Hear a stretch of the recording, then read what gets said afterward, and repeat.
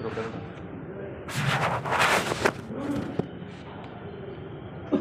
बिस्मिल्लाहिर्रहमानिर्रहीम। अल्हम्दुलिल्लाहि लज़ी वफ़क़ना लिताअतिही व जन्नबना अन मअसियतिही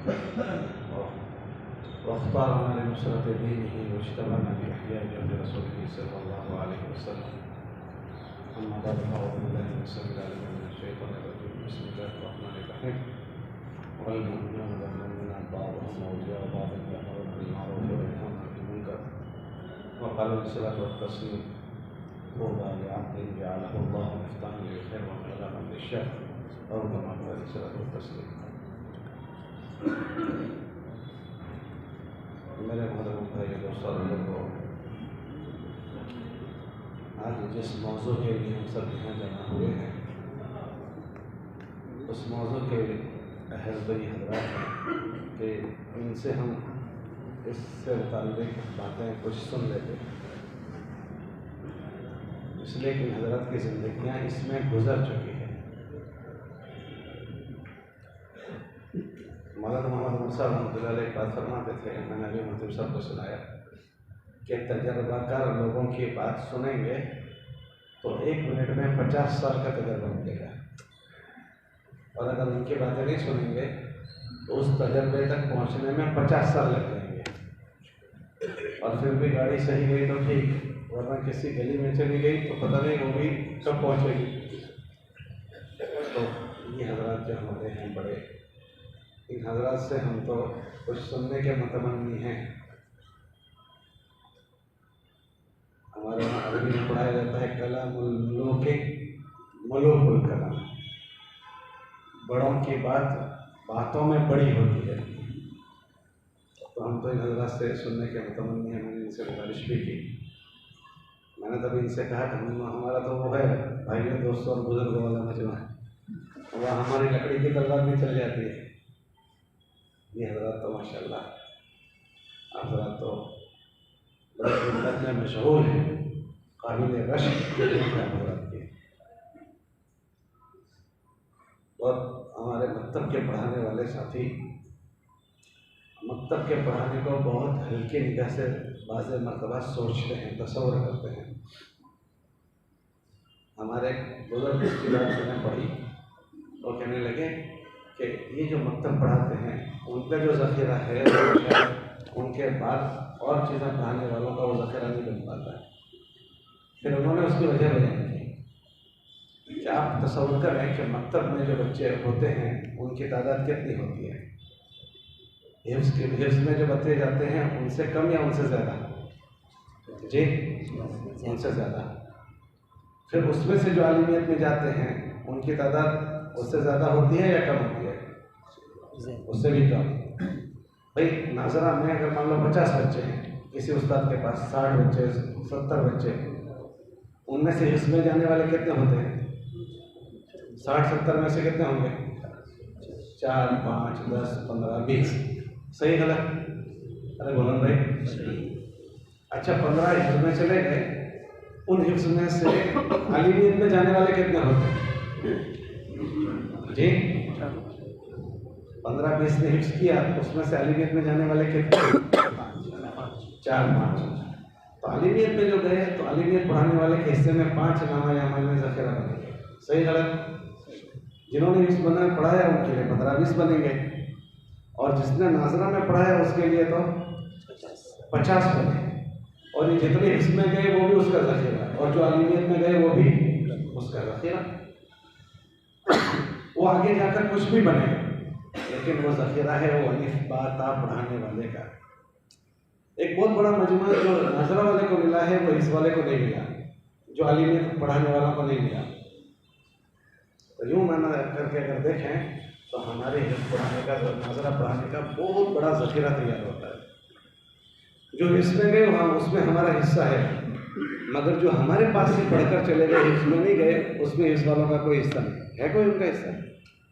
जो हमसे पढ़कर गुजर गए, आलिमियत नहीं पढ़ने गए, तो उसमें वो आलिमियत वालों को हिस्सा नहीं मिलेगा, लेकिन हमारा हिस्सा उसमें है नहीं। तो बहुत मरतबा हम इस एहसास में होते हैं कि हम तो नाज़रा पढ़ा रहे हैं। तो ये सोच हमारी न हो। अल्लाह पाक ने हर आदमी के लिए काम तकसीम किए हैं, अल्लाह ने हर काम के लिए आदमियों को बनाया है। तो जिस जगह हमारा तय हुआ है हम इसका इंशराह करें कि मेरे अल्लाह ने मेरे लिए यही जगह तय की है। अब मेरी कोशिश क्या हो कि इसके ज़रिए से मैं क्या कर सकता हूँ वो सोचना। हमारी ये जो मजलिसें होती है ये कोई वाज़ और नसीहत की मजलिसें नहीं होती। आप तो खुद पढ़े हुए लोग हैं, खुद वाज़ करने वाले लोग हैं। ये याद दहानी के तौर पर ये मजलिस होती है। याद मिन बाब ज़िक्रा फ़ज़क्किर फ़इन्न ज़िक्रा तनफ़उल मुमिनीन, मिन बाब ज़िक्रा, क्योंकि ये दुनिया गफलत की जगह है और जो गफलत की जगह बताई है उसमें किसी को मुख्तस नहीं किया इन लोगों के लिए गफलत की जगह है, और किसी को मुस्तस्ना नहीं किया कि ये इससे बाकात है। मतलब जी कहते हैं मुझे मुतलक को यजरी अला इतलाक़ है कि मुतलक तो मुतलक ही है। गफलत की कैफियत अलग अलग होती है तबकों के हिसाब से। एक दुनिया में मशगूल आदमी है, उसकी दुनिया की मशगूली में रहते हुए उसकी गफलत। एक आदमी और किसी काम में मशगूल है, उसमें रहते उसकी गफलत। तो दीनी शौक़ों में जो मशगूल है तो उसमें कैसे गफलत लानी उसके हरवे भी शैतान जानता है। तलबीस इंग्लिश जो किताब है उसमें लिखा है कि उसको दीनदारों को गुमराह करने के भी उसके दाव होते हैं और दीनदारों को गफलत में डालने के भी उनके दाव होते हैं। और हमारे बुजुर्ग थे वो ये फरमाते थे कि उमूमी मजमे के मुकाबले में जो मुतदय्यन मजमा है उनके साथ लगने वाला जो शैतान होता है वो भी इतना ही भारी होता है। किताबों में जब आदमी पैदा होता है उसके साथ उसका शैतान पैदा होता है और वो शैतान उसके साथ ज़िंदगी में ऐसे लग जाता है जैसे उसके जिस्म में उसका खून है। यह जरी का मजरदम कि आदमी के साथ उसका शैतान उसके जिस्म में ऐसी गर्दिश करता है जैसे आदमी का खून उसके जिस्म में गर्दिश करता है। फिर फरमाया कि वो आदमी जिस सतह का होगा उसका शैतान भी उसी सतह का। अगर वो गांव का अमीर साहब है तो उसका शैतान भी अमीर साहब, और अगर वो किसी सतह का ऊपर गया है तो उसका शैतान भी उसी लेवल का। जब यह रिवायत बयान की अम्मी जान आयशा रज़ी अल्लाह तआला अन्हा तशरीफ़ फरमाती तो अम्मी जान ने हुज़ूर से पूछा, हुज़ूर तो फिर आपके साथ भी शैतान पैदा हुआ? तो जी मेरे साथ मेरा शैतान पैदा हुआ। तो फिर उसका क्या हुआ? तो फरमाया वलाकिन्नहु अस्लमा, मगर वो मेरा ताबे बन गया है, वो मेरे ताबे हो गया है। तो हुज़ूर का तो ताबे हुआ था, हम और आप कह सकते हैं कि हमारा ताबे हो गया, हम कह सकते हैं। और उसके नूरानी दाव ज़्यादा होते हैं। मिसाल के तौर पर एक आदमी असर की नमाज में आया। अब असर की नमाज के वक्त में जो 4 रकात सुन्नतों पर अल्लाह ने फ़ज़ाइल रखे हैं, अब उसने उसको ज़हन बनाया कि तेरी तो आज की तिलावत भी बाकी है, आज का जिक्र भी बाकी है। अब उसने उसको तिलावत में बिठा दिया, जिक्र करना बिठा दिया, तो खैर में ही मशगूल किया, मगर उस अमल से उसको हटा दिया जिस अमल पर उसको इस वक्त जो मिलना था अब वो बाद में उसकी क़ज़ा नहीं कर सकता। तिलावत तो बाद में भी कर सकता था, जिक्र तो बाद में भी कर सकता था, लेकिन 4 रकातें जो उसकी छूट गई वो 4 रकातें नमाज के बाद पढ़ सकेगा। हालांकि उस 4 रकात पर जो फ़ज़ाइल थे वो इतने बड़े हैं, रहमल्लाहु इमरान मन सल्ला अरबान, कि अल्लाह उस आदमी पर रहम करे जो असर से पहले 4 रकात पढ़े, लेकिन उसको उसने धोखा दिया। और बुजुर्ग का वाक़या लिखा है कि दीवार के साए में सोए हुए थे, एक आदमी ने आकर उठाया, भाई उठ जाओ जरा, क्या बात हो रही है, ये दीवार गिरने वाली है। एकदम वो उठे और थोड़ी देर में दीवार गिरी। तो दीवार गिरी तो आदमी ने उठने के बाद उनका शुक्रिया अदा किया, भाई बहुत शुक्रिया, आपने मेरी जान बचा दी। तो उसने कहा कि मेरा शुक्रिया कोई अदा न करें। ये कहा मेरा शुक्रिया अदा करने की कोई बात नहीं है। क्यों? कि मैंने आपकी कोई हमदर्दी नहीं की है, मैंने तो आपसे दुश्मनी की है। आपने क्या मेरे से दुश्मनी की? कहीं ये दीवार अगर गिर जाती तो आप उसमें दबकर मरते और शहादत की मौत मरते, और मैं नहीं चाहता हूँ तुम्हें शहादत मिले। भाई तू है कौन? कि मैं शैतान हूँ, कि मैं शैतान हूँ, मैं नहीं चाहता हूँ कि तुम्हें शहादत की मौत मिले, इसलिए मैंने तुम्हें उठा दिया।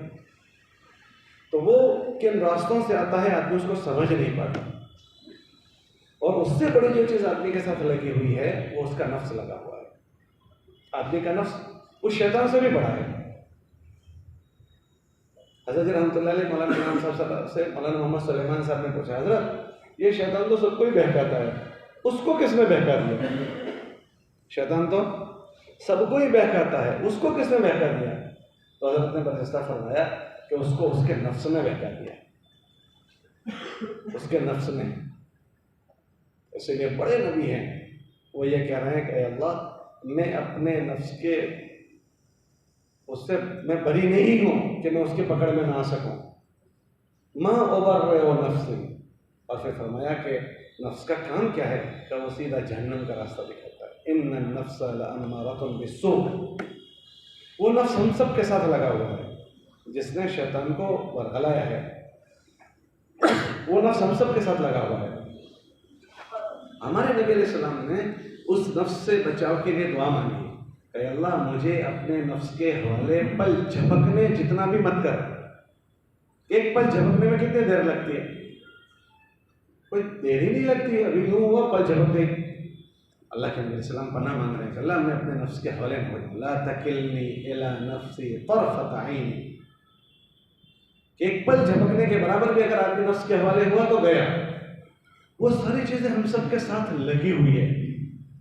और हमारे बुजुर्ग फरमाते थे कि ये सारी चीजें जो दीनी कामों में मशगूल होते हैं उनके साथ औरों के मुकाबले में ज्यादा लगी होती है। क्यों? कि ये इनके पास पूंजी है, सरमाया है, सरमाया इनके पास है। चोर हमेशा मालदार के वहां आता है, गरीब के वहां आता है? अरे बोलो भाई, चोर गरीब के वहां आता है, मालदार के वहां आता है? मालदार के वहां आता है। कि ये सब दीन के मालदार लोग हैं, दीन के मालदार लोग हैं कि जो जिनके पास कुछ है ही नहीं, उनके पास जाकर करना क्या है, घर खाली मिलेगा वहां पर। ये सब मालदार लोग हैं। एक पड़ोस के मुल्क में एक खिलाड़ी था, वो मुसलमान हो गया, यूसुफ करके। आप जानते हो उसको? योहाना उसको कहते हैं, यूसुफ। वो रायगंज आता है। तो वो बुजुर्गों से मिलता है, तो कहने लगा कि मैं जब तक क्रिश्चियन था मुझे कभी लड़कियों के वसवसे आते ही नहीं थे। ठीक है, आ गई है क्योंकि लड़कियां हैं यूँ, इस तरह के। बस मैं जब से मुसलमान हुआ हूँ मुझे लड़कियों के वसवसे परेशान करते। तो वो जिन बुजुर्ग से पूछ रहे थे तो उन्होंने कहा कि उसका इस्लाम के अलावा और दीन पर होना ही जहन्नुम में ले जाने के लिए काफ़ी है। तो शैतान को बरगलाने की उसको क्या ज़रूरत है? उसका कुफ्र में होना ही, गुनाह तो इसलिए करवाने के हैं कि उसको कहाँ ले जाना है। तो इसका तो कुफ्र जो है वो कुफ्र ही जहन्नुम में ले जाने के लिए काफ़ी है। और उससे क्या गुनाह करवाने के? गुनाह तो उससे करवाने के हैं जिसके पास जन्नत में जाने की इसबाब मौजूद है और वो ईमान वाले हैं। तो उसको तसल्ली दे के बात यह है कि वो तेरे कुफ्र का ज़माना था, और तेरे कुफ्र का ज़माना था, इसलिए शैतान को तुझे वसवसे डालने की ज़रूरत नहीं थी। अब तेरा जो ज़माना है वो कौन सा है? इस्लाम का ज़माना है। अब तेरे पास वो चीज़ें जमा हुई है जो तुझे जन्नत में ले जाएं। तो शैतान जानता है कि किन किन रास्तों से इनके पास आना चाहिए। शैतान जो है, शैतान ये नबियों से पहले पैदा हुआ है। किससे पहले पैदा हुआ? पानी की ज़रूरत नहीं है। शैतान किससे पहले पैदा हुआ? अरे बोलो ना भाई, नबियों से पहले पैदा हुआ। आदम अलैहिस्सलाम से पहले ही पैदा हुआ ना। उसने सारे नबियों का ज़माना देखा और वो सबकी नफ्स दबाना जानता है, किसकी कौन सी नफ्स दबाने की। उसने नबियों पर मेहनत की है। वो सबकी नाड़ी दबाना जानता है, किसकी अम्मी के नाम की दबा देने की, किसी की बीवी के नाम की, किसी के बच्चे के नाम की, किसी ब्लड शुगर के नाम की। कोई काम तश्कील में जाते हैं तो कहते हैं कि मैं तैयार हूँ पर मेरे को ऐसा है। वो शादी में जाने में मेरे को ऐसा नहीं बोलता, धंधे पर जाने को मेरे को ऐसा नहीं बोलता, दोस्तों के साथ जाने को मेरे को ऐसा है नहीं। तबलीग में जाओ तो क्या बोलते हैं? मैं तैयार हूँ पर मेरे को, कि ये किस नाम से रुक सकता है वो शक्ल उसके लिए बड़ी बनाओ। कुरान शैतान के एक अमल है तखवीफ, खौफ दिलाना। शैतान याइदुकुमुल फ़क़्र, ये खौफ दिलाता है। एक है उसका अमल तस्वीफ, उम्मीदें दिलाओ। ठीक है, करेंगे, अभी उम्मीद बहुत ज़िंदगी बाकी है। तस्वीफ। और एक है तस्वीर, सव्वलत लहुम अनफुसुहुम अमरा, तस्वीर। तो शैतान मुख्तलिफ रास्तों से आता है। वो नबियों से पहले पैदा हुआ। किसको कैसे वरगलाना, कैसे बहकाना, वो सब दाऊ जानता है। ये जो हमारे मुदागरे आपस में होते हैं वो इसलिए होते हैं कि गैर महसूस तरीके पर आदमी उसका शिकार हो जाता है, उसे पता भी नहीं होता। इन मुदागरों के ज़रिए से उसको एकदम चौकन्ना हो जाता है कि मैं तो कहीं शिकार नहीं हो गया, उसका जायज़ा लेने वो लगता है, एहतसाब करने लगता है। इसलिए है कि फदक्किर, याद दहानी करो। याद दहानी करना ईमान वालों को नफ़ा देता है। तो हम ये ना तो सोचें कि हमको ये क्यों जमा किया जाता है, ये तो हमारी बहुत खुशकिस्मती की चीज़ है, सादत की चीज़ है कि इस तरह से हमें जोड़ने की एक कोई ना कोई ऐसे अफराद हैं, ऐसे लोग हैं कि जो हमको जोड़कर हमारे इस उम्र के मुतालिक हमको याद दहानी करवाते हैं। वरना हमको छोड़ दिया जाता है, पता नहीं हम कहाँ चले जाते, पता नहीं हम कहाँ चले जाते। हर आदमी के तरफ का माहौल, हर आदमी के तरफ की फ़िज़ा ऐसी नहीं होती साजगार कि जो उसको अपने दीन में धक्का देने वाली हो, मुआविन बने। अच्छे साथियों का मिल जाना ये अल्लाह की बहुत बड़ी नेमत है। अल्लाह ने मूसा अलैहिस्सलाम के साथ उनके भाई हारून को किया तो नेमत के तौर पर फरमाया कि एक आदमी तुम्हें अच्छा मिल गया हारून, तो उससे हम क्या करेंगे, सनशुद्दु अदुदक बिअखीक, कि तुम्हारा भाई अच्छा बाजू हमारा तो हम तुम्हारा बनाएंगे, तुम्हारे भाई के ज़रिए से तुम्हारे बाजू को हम मजबूत कर देंगे। तो भाई का मिल जाना, एक आदमी का मिल जाना आदमी को ताकत पहुंचाता है, तो हमें ऐसे मोहसिनीन का मिल जाना ताकत नहीं पहुंचाएगा। आदमी की दोस्ती आदमी पर असर करती है। अलमर्उ अला दीन खलीलिही, ये सहाबा से कहा जा रहा है। ये जो हुजूर फरमा रहे हैं ये सहाबा के मजमे से कहा गया है। और हुजूर अलैहिस्सलाम के ज़माने में ऐसे वाक़यात हुए हैं कि बाज़ साथियों को अच्छे दोस्त मिल गए, अच्छे साथी, तो उन अच्छे साथियों ने उनको हुजूर के करीब कर दिया। और बाज़ ऐसे भी हैं कि उस करने अव्वल के लोग हैं मगर अच्छे लोगों से दूरी हो गई, अच्छे लोगों से दूरी हो गई, अच्छे लोगों से दूरी उनको दूर ले गई। ऐसे वाक़यात सीरत में मिलते हैं। हज़रत अय्याश रज़ियल्लाहु तआला अन्हु बहुत बड़े आदमी हैं, हुज़ूर अलैहिस्सलाम के सोहबत में रहते थे। उनकी वालिदा ने कसम खाई थी कि मेरा बेटा हिजरत करके चला गया, मुझे उस पर बड़ा सख्त सदमा है। अगर मेरा बेटा मेरे पास वापस नहीं आया तो मैं खाना नहीं खाऊंगी, मेरा बेटा मेरे पास वापस नहीं आया तो मैं सर में तेल नहीं डालूंगी, मेरा बेटा वापस नहीं आया मैं धूप में खड़ी खड़ी रहूंगी और मर जाऊंगी, कसम खा रही है। तो उनके ख़ानदान के लोगों ने कहा कि अच्छा ये औरत ने ऐसी भारी कसमें खाई है, तो बेटे को समझा कर बुलाना चाहिए। तो बेटे को समझाने के लिए 2 आदमी गए। वो 2 आदमियों ने माँ की ऐसी कैफियत बयान की कि उनका दिल नरम हो गया और जाने की तैयारी कर ली। अल्लाह के नबी हज़रत उमर रज़ियल्लाहु तआला अन्हु को पता चला कि ये हो रहा है। उन्होंने हज़रत अय्याश से कहा कि अय्याश, मैंने सुना कि आप जा रहे हैं, कहाँ? बस मैं जाऊँगा और अम्मी से मुलाकात करके ये मामला साफ़ करके वापस आता हूँ। तो कहने लगे मेरी राय है तुम मत जाओ, वहाँ माहौल ठीक नहीं है, फ़िज़ा ठीक नहीं है, मत जाओ। लेकिन उन्होंने कहा कि बस अभी जाऊँगा फिर आ जाऊँगा। तो उमर रज़ियल्लाहु तआला अन्हु ने काफ़ी समझाया, तो उन्होंने ये कहा कि ना मेरा बहुत माल है तो वो माल भी लेकर आ जाऊँगा। तो उन्होंने कहा उसके लिए भी मत जाओ, तुम जानते हो मैं कुरैश का मालदार आदमी हूँ, मेरा आधा माल मैं आपको हदिया देता हूँ, मगर आप वहाँ मत जाओ। तो उन्होंने कहा नहीं मुझे जाना पड़ेगा वालिदा के लिए। तो आखिर में कहा कि ऐसा करो, ये मेरी तलवार है, आप ले जाओ, आपको काम आएगी। तो कहने लगे कि ये तलवार को वालिदा की मुलाकात से क्या मुनासबत है, कि ले जाओ काम आ जाएगी। तो उन्होंने वो तलवार ले ली और रास्ते में चलना शुरू किया।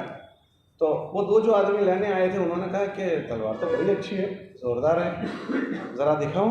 यूँ करके तलवार मांगी और तलवार को तोड़ दी। ये क्या कर रहे हो भाई? कहा जी अब तुम्हारे साथ ऐसा ही होगा। धोखा देना शुरू हुआ। उनके हाथ बांध दिए गए और ले गए वालिदा के पास। वालिदा के पास जब ये पहुँचे हैं तो वालिदा की जो सूरत हाल देखी, परेशान हो गए और वालिदा की खिदमत में वहाँ रुके। वहाँ जो उनको माहौल मिला, उस माहौल का ऐसा तासुर हुआ कि उस माहौल के हो गए। उमर रज़ियल्लाहु तआला अन्हु को पता चला तो उन्होंने ख़त लिखा उनको, और ख़त में लिखा कि वो लोग जिन्होंने अपनी ज़ातों पर जुल्म किया है, कुरान की आयत है, वो अल्लाह की रहमत से नाउम्मीद ना हो। हज़रत अय्याश कहने लगे कि मैं ये आयत पढ़ रहा था, समझ नहीं आ रही थी क्या कहना चाहते हैं। एक मरतबा अल्लाह ने मेरी रहबरी की और मुझे बात समझ में आ गई और मैं भाग कर निकला और हुजूर के पास आकर उनके हाथ पर हाथ दे दिया। हुजूर के ज़माने के लोग हैं, जिस माहौल में गए उस माहौल ने असर किया है उन पर।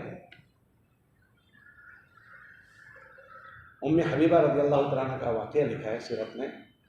सबसे पहली हिजरत जो हुई है हबशा की, उनमें वो हिजरत करके गए हैं। हिजरत करके वहाँ अपने घर वालों के साथ गए थे, लेकिन दीन बचाने के लिए गए हैं, दीन की हिफाजत के लिए गए हैं। लेकिन हबशा के माहौल ने उनको मुतासर कर दिया। तो उम्मे हबीबा तो अपने दीन पर बाकी रही और उनके शौहर क्या हो गए, मुर्तद हो गए और उसी हाल में दुनिया से गए। और वो जब काफिला वापस आया है तो उम्मे हबीबा उनके साथ वापस आई, फिर हुजूर के निकाह में वो आई है।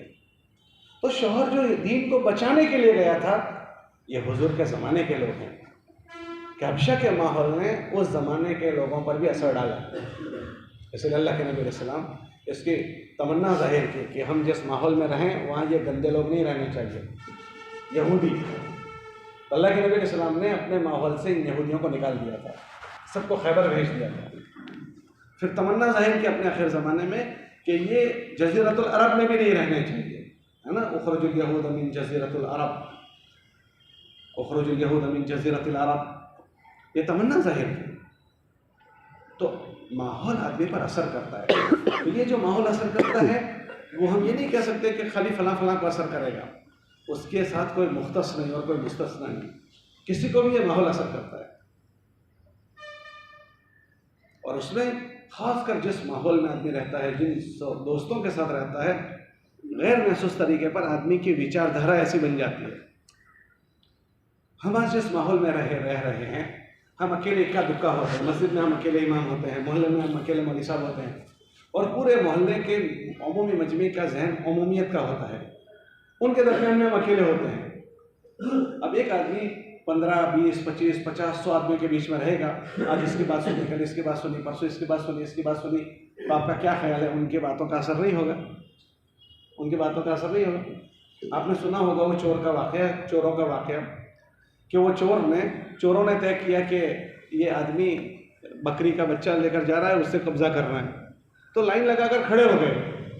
जब पहले बैंक के पास से गुजरे तो उसने पहले चोर ने कहा, ओ चाचा, ये कुत्ते का बच्चा लेकर कहाँ जा रहे हो? तो चाचा अटपटा गए कि कुत्ते का बच्चा है, ये तो बकरी का बच्चा है। तो देखा कि ये तो बकरी का बच्चा है, तो खामखा कुत्ते का बच्चा बोलता है, तो यकीन नहीं किया और आगे चले। दूसरे चोर ने कहा, ओ भाई, ओ चाचा, ये कुत्ते का बच्चा कहाँ लेकर जा रहे हो? तो थोड़े से कंफ्यूज हो गए, ये क्या बात है, वो भी कह रहा था, ये भी कह रहा है। फिर थोड़े से आगे गए, तीसरा ने कहा, ओ चाचा, ये कुत्ते का बच्चा कहाँ लेकर जा रहे हो? तो एकदम तशवीश बढ़ गई। और चौथे ने जब कहा, ओ चाचा, ये कुत्ते का बच्चा लेकर, तो वो बकरी का बच्चा, यकीन है कि मैंने बकरी का बच्चा उठाया हुआ है, लेकिन लोगों के एक के बाद दूसरे के बाद तीसरे के बाद चौथे के बाद कान पर पड़ी, यकीन होने के बावजूद उसको बकरी के बच्चे को रखा कि मैं गलत हूँ, ये लोग सही है। बातों ने ऐसा मुतासिर किया। अभी सारी चारों तरफ से बातें आ रही है, दुनिया भर की अलग अलग बातें आती है। तो जैसे बातें औरों को मुतासिर करती है, ऐसे हमें और आपको भी मुतासिर करती है, हमें और आपको भी मुतासिर करती है। ये हमारी मजलिसें हैं, ये हमारी उन चीज़ों को दोहराने के लिए होती है कि ऐसा ना हो जाए कि कहीं हमारी फ़िज़ा में हमारी बातों ने हमें कैसे उन्वान से मुतासर किया हो और हमारी सोच बदले, हमारी फ़िक्र बदले, हमारे जज्बात बदले। क्योंकि इस मजमे का बन जाना एक बहुत बड़ी खैर का बन जाना है, और खुदा ना करे इस मजमे का आगे पीछे हो जाना। किताबों में लिखा कि ज़मीन पर बेहतरीन मजमा कौन? का खैरुल खियार तहत अदीम इस्समाए खियारुल उलमा। और खुदा ना करे अगर इनका ख़राब हो जाना हो गया तो का शर्र व शरार तहत अदीम इस्समाए शरारुल उलमा मिनहुम तब्दउल फितनतु व फीहिम ताउद। कि जो फिर और कोई नक्शे बनेंगे, वो नक्शे भी इन्हीं से बनेंगे। दुनिया में जितने तहरीकें चल रही है, आप उसके बानी मबानी देखो, कोई आम मजमा नहीं होगा। वही लोग इस्तेमाल होते हैं जो कुरान हदीस का इल्म रखते थे। आप देख लें, सारी तारीख उठा कर देख लें, जो कुरान और हदीस का इल्म रखने वाले थे कि वो अगर गलत रुख पर गए हैं तो वो अकेले नहीं गए हैं, उनके पीछे हज़ारों का मजमा लेकर गए। मिनहुम तब्दउल फितनतु व फीहिम ताउद। ऐसी खामोश तहरीकें बढ़ती जा रही है और ये बढ़ेगी, कम नहीं होगी। क्यों कम नहीं होगी? क़यामत को भी तो आना है। तो क़यामत कब आएगी? जब इस ज़मीन पर ज़ुल्मतें फैलेगी, दज्जल बढ़ेगा, आखिर में दज्जल आएगा, दज्जल होगा, और दज्जल इतना आजकल तो हो रहा है कि ना पूछो बात। तो ये सब होगा और रोज़ाना इसमें घटोतरी नहीं होगी, बढ़ोतरी होगी, रोज़ इजाफा होगा। मैं ये कोई नाउम्मीदी की बात नहीं कह रहा हूँ, हम जिन हालात में हैं उसमें हम क्या कर सकते हैं वो सोचने की चीज़ है। मैं और चीज़ का कोई मुकल्लफ नहीं हूँ, लेकिन मैं जिस पोजीशन में हूँ मैं क्या कर सकता हूँ। मेरे पहले क्या हो गया उसका अल्लाह मुझसे नहीं पूछेंगे, मेरे बाद क्या हो रहा है मुझसे अल्लाह उसका नहीं पूछेंगे। मेरी मौजूदगी में कोई जहन्नम में चला गया अल्लाह मुझसे नहीं पूछेंगे, वला तुसअलून अस्हाबिल जहीम। लेकिन मेरी मौजूदगी में जो मैं कर सकता था वो मैंने क्या किया उसका मुझे जवाब देना, और अल्लाह ने हमको इससे ज़्यादा का मुकल्लफ भी नहीं किया। तो जिस सूरत हाल से हम गुजर रहे हैं, किसी ज़माने में वो भी हुआ था, मुजद्दिद अल-फ़ैसनी रहमतुल्लाह अलैह के ज़माने में अकबर में दीन इलाही शुरू हुआ, तो उन्होंने जो कर सकते थे वो कर गुजरे। एक आदमी, एक फर्द वाहिद इतने बड़े फितने का सद्देबाप बन गया। हमारे बुजुर्गों के ज़माने में इस मुल्क पर 150 साल पंजे गढ़ने वाले अंग्रेज चंद लोगों ने अपनी जान की बाजी लगाई और उनके साथ एक काफिला तैयार हो गया। अकेले ही चले थे जानिबे मंजिल, मगर लोग आते गए और कारवां बनता गया। चंद नफूस ने तय कर लिया कि हम क्या कर सकते हैं। उन चंद नफूस की फिक्रों पर एक मजमुआ तैयार हो गया और उन खबीसुल फितरत लोगों को इस मुल्क से निकाला गया। तो चंद लोगों का हदफ अफराद साजी उन्होंने की। मुजद्दिद हज़रत इमदादुल्लाह मुहाजिर मक्की रहमतुल्लाह अलैह, उन्होंने वो उलूम मुतदावला से वो नहीं गुजरे थे जो हमारे आजकल मदरसों में मुरवजा तालीम के तहत पढ़ाए जाते हैं, मगर उन्होंने, एक आदमी ने अपनी जगह पर रहते हुए अफराद साजी कैसे की। उनका एक एक फ़र्द ऐसा है जैसे अंजुमन है, हज़रत गंगोई उनके आदमी है, शेखुल हिंद उनके आदमी है, अब एक एक हज़रत थानवी उनके आदमी है, हज़रत नानोती उनके आदमी है। एक एक आदमी ऐसा उनके हाथों तैयार हुआ कि ऐसा लगता है कि ये कोई कारवां तैयार करके गए और वो कोई मेरे कारवां थे। तो अपने ज़माने में जो चीज़ें थी इसके तदारुक के लिए उन्होंने अफराद साजी की है। अब इस दुनिया में दोबारा थानवी नहीं आएंगे, क्या आ जाएंगे? अरे बोलो भाई, थानवी आने वाले हैं, हज़रत नानोतवी आने वाले हैं, शेखुल हिंद आएंगे, शाह वलीउल्लाह तशरीफ़ लाने वाले हैं, एक भी उनमें से नहीं आने वाले हैं। इस मजमे को शाह वलीउल्लाह बनना है और इस मजमे को थानवी बनना है और इस मजमे को नानोतवी बनना है और इस मजमे को शेखुल हिंद बनना है। अच्छा, जो शेखुल हिंद रहमतुल्लाह अलैह को मिला तो उसके बाद अल्लाह मियां ने ताला लगा दिया है कि अब शेखुल हिंद कोई नहीं बन सकेगा, ताला लगा दिया है। अरे बोलो ताला, क्या हज़रत नानोतवी कोई नहीं बन सकेगा? ताला लगा दिया है।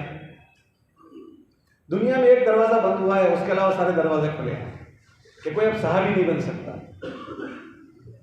अब दुनिया में कोई सहाबी नहीं बन सकता, बाकी सब कुछ बन सकता है। हमसे तो अल्लाह ने वो जिंदगी मांगी है, अगर वो ना बन सकते तो मांगने का क्या मतलब है? सहाबा जैसी जिंदगी का अल्लाह ने हमसे मुतालबा किया, अगर उस जैसी जिंदगी हम नहीं बना सकते थे तो फिर मांगने का कोई मतलब रह जाता। अल्लाह ने कुरान में फरमाया हम हज़रात सहाबा से राज़ी हैं और जिनकी ज़िंदगी उनसे मेल खाएगी उनसे राज़ी हैं। वल्लज़ीना तबअूहुम बिइहसान रज़ियल्लाहु अन्हुम व रज़ू अन्हु। उन जैसी ज़िंदगी हम बना सकते हैं। तो शैतान हमें कभी भी इसमें मायूस ना करे कि वो तो वो लोग थे। किस वक्त किससे क्या काम अल्लाह ले ले हमें नहीं पता। आदमी के अंदर की धगश और आदमी के अंदर का वलवला और आदमी के अंदर की कुढ़न, तो उस कुढ़न पर अल्लाह पाक बंदों का इस्तेमाल कर लेते हैं। जब खल्क़ कुरान का मसला पेश आया है, खल्क़ कुरान का ऐसा अजीबोगरीब मसला था कि तूफ़ान मचा हुआ है। इमाम अहमद इब्न हंबल के ज़माने में तूफ़ान मचा हुआ है। इतने बड़े मजमे, इतने बड़े फितने के लिए सद्देबाप कौन बना?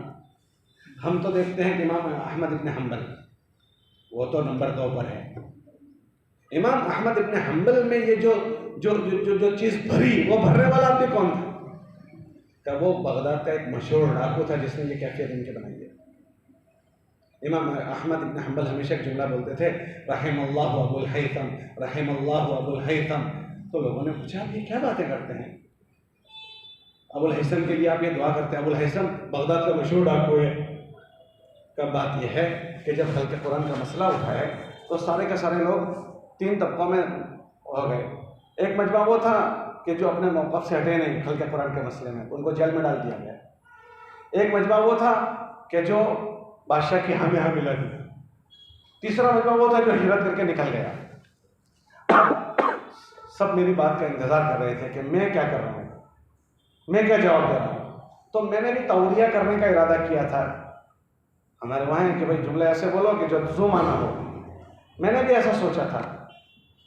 तो मैं इस नीयत से अपने वहाँ से चला और इतने में मजमे को चीरता हुआ एक आदमी आया और उस आदमी ने कहा कि इमाम साहब मुझे जानते हो? मैंने कहा मैं तो नहीं जानता हूँ। कहा मैं बगदाद का मशहूर डाकू अबुल हैसम हूँ। फिर उसके बाद कहा कि मैं आपको सिर्फ एक बात कहने के लिए आया हूँ। अभी पूरा बगदाद जमा है और इन सब की आखिरी राय आपकी बात है। आप इमाम क्या कह रहा है वो देख रहे हैं कि आखिरी बात आपकी राय होगी। तो मैं आपकी बात देख, पूरा मजमा जमा है, आपकी बात पड़ या तो मजमा यूँ जाएगा या तो नहीं जाएगा। मैं आपको एक बात कहने के लिए आया हूँ कि मैं बगदाद का इतना बड़ा मशहूर डाकू, इतने सालों से बनु उमैया के कोड़े खा रहा हूँ और उनके कोड़े खा खा कर भी मैं अपनी बात मैंने नहीं छोड़ी है। तो ऐसा ना हो जाए कि आज बनु उमैया के कोड़ों के खौफ से तुम हक बात छोड़ दो। कहा मेरे दिल में तो वही बात आ गई थी तौरिया की, लेकिन एकदम अबुल हैसम ने जब मुझे झंझोड़ दिया तो मैंने तय कर लिया कि जो बात है वही कहनी है कि ये मखलूक नहीं, है अल्लाह का कलाम है। जब बादशाह ने मुझसे पूछा तो मैंने कहा, मुझे पता था उसके बाद क्या होना है।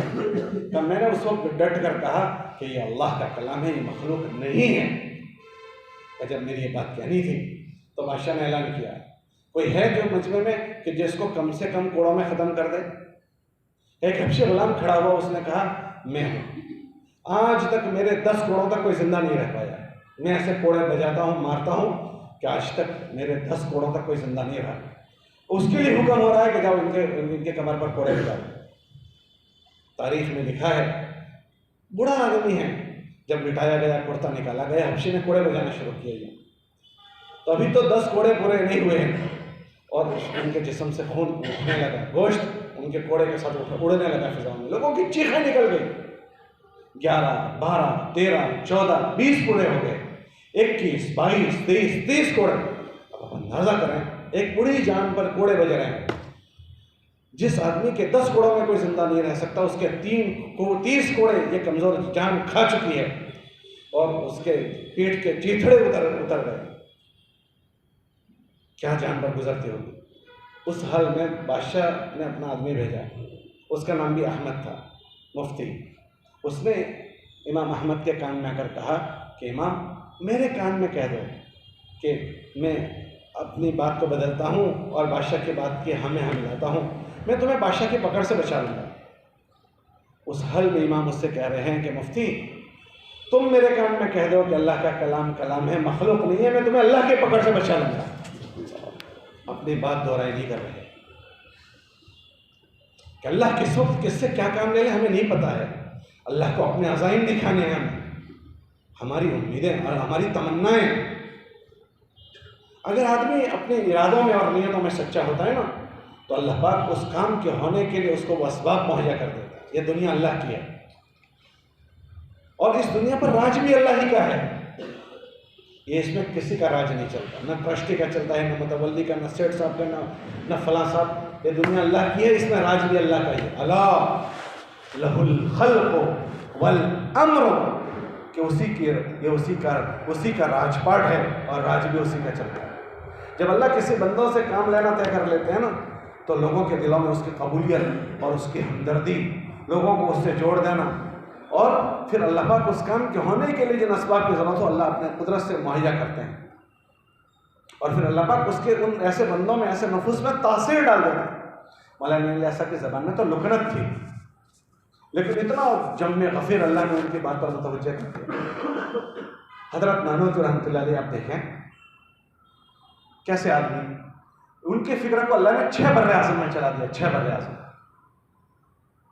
देवबंदी मकतबा फ़िक्र के मदरसे आप देखें, जहाँ सूरज उगता है वहाँ भी है और जहाँ सूरज डूबता है वहाँ भी है। उस बंदे का क्या इखलास होगा, हज़रत नानूतुर का क्या इखलास होगा। 6 बर्रे आज़म में उनके फ़िक्र अल्लाह ने जिंदा कर दी। कि अल्लाह पाक उसके असबाब पैदा कर देते हैं। तो हम ये ना सोचें कि कैसे होगा, फितने बढ़ेंगे और कम नहीं होंगे, जो अभी हैं उससे ज़्यादा बढ़ेंगे। कितने होंगे? कितने होंगे? हमारे नबी अलैहि सलाम ने फरमाया कि इस उम्मत को तकाबुल में फरमाया कि इस उम्मत में हर वो बात होगी जो बनी इसराइल में हुई, और ये फरमाया कि अगर बनी इसराइल के 72 फिरके हुए हैं तो इस उम्मत के 73 होंगे। और आगे फरमाया कि अगर इस बनी इसराइल में किसी ने अपनी माँ के साथ गलत काम किया है तो इस उम्मत में ऐसे बच्चे पैदा होंगे जो अपनी माँ से गलत काम करेंगे। फिर आगे फरमाया हद वन नाल बिन नाल, जैसे जूते के दो तस्में आगे पीछे नहीं होते, ऐसे जो चीज़ें बनी इसराइल में हुई है वो इस उम्मत में होगी। अब बनी इसराइल में आप सोचें क्या नहीं हुआ। बनी इसराइल में ऐसा भी हुआ है कि नबियों से मोहब्बत की तो नबियों को अल्लाह का बेटा बना दिया, और दुश्मनी की तो नबी को आरे से काट डाला। तो कायदीन और सियादत करने वालों के साथ ऐसा होगा जो बनी इसराइल में हुआ है। आरे से काटे भी गए और अल्लाह के बेटे भी बनाए गए। तहरीफ, दीन में तहरीफ हुई है। युहर्रिफूनल कलिमा अन मवादिअही, उन्होंने किताबों को बदल दिया, दीन में गुलू किया उन्होंने, दीन में गुलू। ऐसा भी होगा। अल्लाह ने फरमाया ला तग़लू फी दीनिकुम, ये सारी बातें होंगी, वो सारे फितने आएंगे। सामरी इसमें भी पैदा होंगे, जो उनमें सामरी पैदा हुआ तो क्या सुबह पे सामरी पैदा नहीं होगा। बनी इसराइल का ज़माना लंबा ज़माना गुजरा, जो चीज़ें उसमें हुई है वो सब होगा, लेकिन उस पर मोहम्मद रसूलुल्लाह सल्लल्लाहु अलैहि वसल्लम और उनका दीन जो है वो सब पर भारी है। हम उस दीन के साथ हैं। तो हमारी नज़र ये सारी चमक दमक के बीच में और कहीं दाएं बाएं नहीं जाएगा। अल्लाह के नबी सल्लल्लाहु अलैहि वसल्लम का ज़माना है। हज़रत उमर रज़ियल्लाहु तआला अन्हु तौरात के चंद सफ़हात लेकर आए हैं और उसको पढ़ना शुरू किया। अब उस ज़माने में इतनी तारीफ नहीं हुई जो बाद में तारीफ हुई है। उसके चंद सफ़हात, ये आसमानी किताब है। अल्लाह के नबी अलैहि सल्लम के चेहरे पर देखा, एकदम लाल हो गए, सुर्ख हो गए, और फरमाया कि अगर मूसा भी आएंगे तो उनको मेरी इत्तिबा के बगैर कोई चीज़ नजात नहीं देगी। आप तौरात के सफ़ों को पढ़ते हैं। आज खलते मबहस हुआ है हमारे माहौल में, खलते मबहस, बहुत ज़बरदस्त खलते मबहस है। हमने एक फ़िक्र पढ़ी है, क्या फ़िक्र पढ़ी है? लन यसलुहा आखिर हाज़िहिल उम्मा इल्ला बिमा सलहा बिही अव्वलुहा। इमाम मालिक का जो मक़ूला है कि इस उम्मत को उन्हीं चीज़ों से राह मिलेगी जिन चीज़ों से करने अव्वल में राह मिली है। तो क़यामत तक के लिए हमारा ये उसूल है कि अगर उम्मत को सहारा और संभाला मिलेगा, उसी दस्तूर में मिलेगा जो करने अव्वल में अल्लाह के नबी अलैहिस्सलाम लेकर आए हैं। अभी आप देखो, जहाँ जाओ वहाँ अलग अलग आवाज़ें कानों पर आ रही है। ये होगा तो यूँ हो सकता है, ये नहीं है इसलिए ऐसा हो रहा है। एक मरतबा हज़रत मालिक ऐसा रहमतुल्लाह हरम में, और हरम में चंद अहले इल्म का मजमा था। हज़रत ने उनसे पूछा, आज मुसलमान हालात में क्यों हैं? मुसलमान हालात में क्यों हैं? तो बैठने वालों में से बाज़ ने यह कहा कि असल बात यह है कि मुसलमानों के पास हुकूमत नहीं है। हुकूमत, अगर हुकूमत का निज़ाम हो तो मुसलमान ये कर देंगे, यूँ कर देंगे। मौलाना ने बहुत सुकून के साथ बात सुनने के बाद कहा कि वही जो मैं कह रहा खलते मबहस। तो मौलाना ने फरमाया कि अच्छा ये बताओ कि ये हुकूमत का निज़ाम हुजूर के ज़माने का बड़ा था या आज मुसलमानों की जो रियासतें हैं वो बड़ी है? तो अल्लाह के नबी सल्लल्लाहु अलैहि वसल्लम के ज़माने में तो इस्लामी हुकूमत जज़ीरतुल अरब के बाहर नहीं गई थी। हज़रत उमर के ज़माने में बाहर गई है, वरना उनके ज़माने में तो बाहर नहीं गई थी। और आज के ज़माने में 52 मुल्क तो खाली मुसलमानों के नाम के हैं, 52 मुल्क, और जो और मुल्क हैं उसमें जो मुसलमानों की बड़ी तादाद है वो अलग। तो हज़रत ने फरमाया कि अगर मुल्क का खाली हो जाना इज़्ज़त और ज़िल्लत का मेयार है तो हुजूर के ज़माने में तो एक मुल्क है और आज मुसलमानों के कितने हैं? अगर ये मेयार है तो आज ज़्यादा मुसलमान तवानाई में होने चाहिए या हुजूर के ज़माने में? अरे बोलो भाई, आज होने चाहिए। क्यों? कि जिस चीज़ को आप सबब करार देते हैं वो सबब आज ज़्यादा पाया जाता है। फिर मजमा खामोश हो गए। थोड़ी देर के बाद पूछा कि और बताओ। तो लोगों ने कहा कि बात यह है कि हमारे पास माल की कमी है, जो गैरों के पास माल है ऐसी मकदार में हमारे पास। तो हज़रत ने फ़ौरन उसके बाद फरमाया कि अच्छा ये बताओ कि हुजूर के ज़माने में जो अल्लाह ने मुसलमानों को उरूज दिया है, उस ज़माने के सारे मुतमव्वल लोग, हुजूर के बाद की बात नहीं हो रही है, हुजूर के बाद तो बड़ी फतूहात हुई है, हुजूर के ज़माने की बात, सारे सहाबा के माल को जमा करो, कितना होता है, और आज के जो मुसलमानों के पास माल है उसको जमा करो। फिर फरमाया कि हमारे मुल्क में निज़ाम हैदराबाद के पास खाली इतना माल है कि सारे सहाबा का एक तरफ रखो और एक आदमी का एक तरफ रखो, तो मिकदार में वो बढ़ जाएगा सारे मुसलमानों की अलग मिकदार। जिस चीज को तुम कह रहे हो अगर वही चीज मुसलमानों के लिए तरक्की की हो तो एक आदमी के पास इतना है, सारे मुसलमानों का तो फिर अलग। तो आज ज्यादा इज्जत होनी चाहिए या उस जमाने में? आज होनी चाहिए। और सोचो, तो तीसरी बात ये कही कि तीसरी बात हम ये महसूस करते हैं कि मुसलमान इल्म से कोरे हैं, दुनियावी इल्म और फलां इल्म और फलां इल्म, इसकी वजह से हम पीछे हैं। तो हज़रत ने फ़ौरन तीसरी बात पूछी कि अच्छा ही बताओ कि अल्लाह के नबी अलैहिस्सलाम के सारे मजमूए को आप गौर करो, दीनी और दुनियावी उलूम के मुकाबले में तकाबुल करो कि आज के माहौल में जितने डॉक्टर्स हैं, जितने इंजीनियर्स हैं, जितने वकला मुसलमान हैं, जितने मुसलमानों के स्कूलें हैं और जितने मुसलमानों की यूनिवर्सिटियाँ हैं, उनकी तादाद शुमार करो। जितने हाफिज़ाबाज हैं, मौलवीसाबाज हैं, मुफ्तीसाबाज हैं, क्या हुजूर के ज़माने में दीनी और दुनियावी तबके इतने थे? दुनियावी उलूम आज जितना है क्या उस ज़माने में था? अगर यही चीज़ है तो क्या आज का ज़माना ज़्यादा होना चाहिए? फिर वो मजमा खुद कहने लगा, मौलाना आप बताएं। तो हज़रत ने फरमाया बात ये थी कि उस ज़माने का हर आदमी उस ज़िंदगी पर था जो ज़िंदगी अल्लाह चाहता था और अपने ताल्लुक़ को अल्लाह से बनाया हुआ था। आज दोबारा यही सोच माशरे में चल रही है कि मुसलमान पीछे इसलिए है कि इसके पास ये नहीं है, ये नहीं है, ये नहीं है। अगर ये सारी चीज़ें आ गई और इस मुसलमान का मामला अल्लाह से ख़राब है तो क्या इस मुसलमान को कोई उरूज पर ले जा सकता है? अल्लाह के नबी अलैहिस्सलाम मदीना मुनव्वरा जिस दिन गए हैं, उस दिन का जो पहला खुतबा है जुमा का, उस खुतबे में हुजूर ने जुमला फरमाया कि जिस कौम का मामला अपने अल्लाह के साथ ठीक हो जाएगा, अल्लाह उसके और मखलूक के दरमियान के मामले को ठीक कर देगा। मन अस्लह मा बैनहु व बैन अल्लाह अस्लह अल्लाहु मा बैनहु व बैन खल्क़िही। अब उसका मफ़हूम मुखालिफ निकाल लो खुद ही कि जिसका मामला अपने रब के साथ गलत हो जाए तो फिर उसका उस मखलूक के दरमियान के मामला कैसा होगा? अल्लाह लोगों के गुलाम इनको बना देंगे। आज ये चीज़ हुई है। आज अभी हमारा इज्तिमा का सफ़र हुआ, तो इज्तिमा के सफ़र में हर ज़िले वाले से ये पूछा, आपके वहाँ नमाजियों के कितने फ़ीसद है? मैं आपसे भी पूछता हूँ, आप अपनी मस्जिदों का जायज़ा लें, नमाजियों का फ़ीसद कितना है? हमें तो अंदाज़ा आया नमाजियों के फ़ीसद में 5% के से लेकर 40% तक अक्सर अजला में काम पूरा हो गया। 100% तो बहुत खाल खाल कर बस्ती मिलती है। आपके इस पूरे ज़िले में कोई 100% है? शायद एक बस्ती की कारदारी कहीं की आई थी आपके ज़िले में, एक बस्ती की 100% नमाजी, वरना आपके वहाँ भी 40% नमाजी, 35% नमाजी, और आपके ज़िले वालों ने आपके ज़िलों में भी 5 और 10% भी नमाजी है।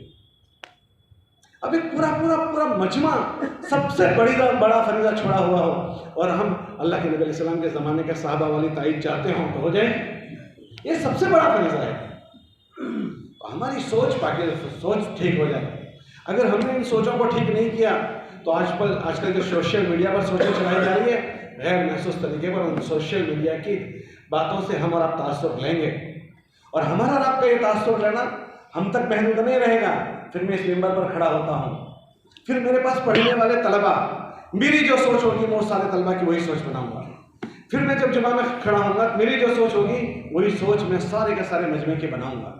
अगर मेरी सोच ठीक है तो मैं 50, 100, 500 आदमियों की सोच ठीक कर दूंगा। मेरी सोच को जरासीम लग गए तो फिर मेरे जरिए से कितनों को जरासीम लगेंगे।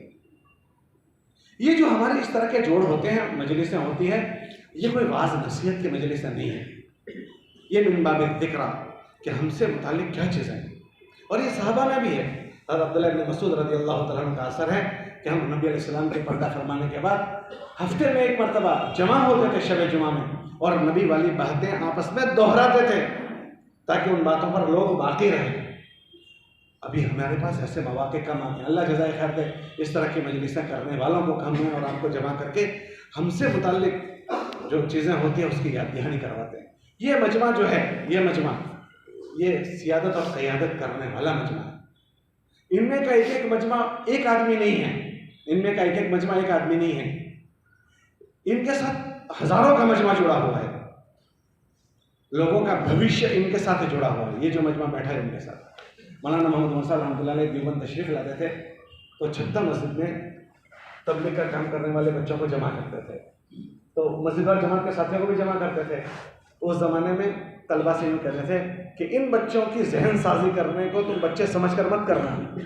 फिर एक जुमला फरमाते थे कि ये बच्चे आज के बच्चे हैं, कल के बच्चे नहीं हैं ये। और एक जुमला फरमाते थे कि शोजरतुल यौम शजरतुल गद, ये आज के बच्चे हैं, कल के ये पौधे हैं, ये कल के दरख्त बन जाएंगे। अब इनमें कभी हम सब बच्चे थे, आज पता नहीं कौन कौन किस किस जगह पर बैठा हुआ है, कौन कौन किस किस मस्जिद से जुड़ा हुआ है। अब एक आदमी एक मस्जिद से जुड़ा हुआ, इसका मतलब है कि उस मस्जिद की सोसाइटी के सारे लोग उससे जुड़े हुए हैं। अब पूरी सोसाइटी की मस्जिद, वो सारी मस्जिद कोरी स्लेट है। अब ये सब के कोरी स्लेट पर ये जो लिखेगा वो लिखा जाएगा। अब देखना ये है कि क्या लिख रहा है। एक आदमी एक मकतब का मुदरिस बन गया, एक मकतब में 25 बच्चे आ रहे हैं, 50 बच्चे, किसी के पास 60। हमारे वहाँ मदरसे में 50-50 बच्चे एक मकतब के मुदरिस के पास होते हैं। अब एक आदमी 50 की क्लास को लेकर बैठा है, अब वो 50 साल की उम्र का है, 60-70 साल तक, तो अब वो 20 साल के बाद फारिग हुआ, 50 साल उसने मदरसा पढ़ाया है, हर साल उसके पास 50 की बैच आ रही है पढ़ने के लिए। अब ये बच्चे कितने हो गए 50 सालों में, अब उसी के पास से परवान चढ़ते चढ़ते कितने आगे बढ़े हैं। अब देखना यह है कि इस मुदरिस ने इन बच्चों को क्या दिया है। अल्लाह ने हमें जिस जगह पर रखा है, उम्मत के सारे तबके इस मजमे से जुड़े हुए होते हैं। इस मजमे के अलावा दुनिया का कोई मजमा नहीं है जिससे कोई जुड़ा हुआ हो। तबलीग वालों से भी सारे मजमे जुड़े हुए हैं, हमसे जो मकतब के बच्चे जुड़े हुए हैं, क्या तबलीग वालों से बच्चे जुड़े हुए हैं? अरे बोलो नहीं, क्या जुड़े हुए हैं? आपके पास जो बच्चियां पढ़कर गई है, क्या वो बच्चियां तबलीग वालों से जुड़ी हुई? वो आपसे जुड़ी हुई थी। मौत तक ये कहती है मेरे मौलाना साहब, मेरे उस्ताद जी हैं, क्या ये नहीं कहती कि ये सारा का सारा मजमा इस मजमे से जो जुड़ा हुआ है, ऐसा किसी से नहीं जुड़ा हुआ पूरी दुनिया में, कोई भी तहरीक वालों से नहीं जुड़ा हुआ जो मजमा इनसे जुड़ा हुआ है। जब वो शौर बाशौर हुआ, हमारे गोद में आकर वो बैठ गए। और अक्सर बच्चे नाजरा हमारे वहाँ हमसे गुजर कर जाते हैं, 5, 6, 7 साल वो हमसे गुजरते हैं। अगर मुनीज में आया तो 10 साल तक वो हमारे पास रहता है, 5-7 साल वो मकतब पढ़ा, फिर उसके बाद 3-4 साल वो नाजरा पढ़ा। अगर वो आलिमियत में आया तो फिर 6-8 साल हमारे पास गुजरा। और फिर उसके बाद अगर जो मकतब पढ़कर भी गए तो मेरी मस्जिद के इमाम, मैं मस्जिद का इमाम हूँ, तो वो पूरा मजमा मुझसे जुड़ा हुआ है। हर जुमा में वो चाहे कहाँ जिसको जो भी बातें सुनाते हो, हर जुमा में उनको मेरी बातें सुननी है। बोलो सही गलत? अब देखना यह है कि इस नंबर से मैं क्या बात कह रहा हूँ। हज़रत उमर रज़ियल्लाहु तआला अन्हु का एक किस्सा पढ़ा, हज़रत फरमाते थे तफक्कहू क़ब्ल अन तसूदू, तुमको लोग बड़ा बनाएंगे उससे पहले बाशऊर बन जाओ। तुमको लोग बड़ा बनाएंगे, हमसे बहुत सारे लोग जुड़े हुए होंगे, मैं उन जो मुझसे जुड़े हुए हैं मैं उनको क्या दे रहा हूँ। इसलिए कि अगर मैंने उनको अच्छा दिया है तो उनकी अच्छाई मेरे नामा अमाल का हिस्सा होगी। रिवायत में आता है कि एक आदमी नमाज पढ़ा रहा है, एक आदमी इमाम बना, मेरे पीछे लोगों की नमाज अच्छी हुई तो मेरी अच्छी नमाज का भी अजर मेरे खाते में, लोगों की अच्छी नमाज का अजर भी मेरे खाते में। और खुदा न करे अगर मेरी नमाज गलत हो गई तो हुजूर ने फरमाया कि तुम्हारे लिए तो अच्छा होगा और तुम्हारा जो गलत है वो उसके खाते में जाएगा।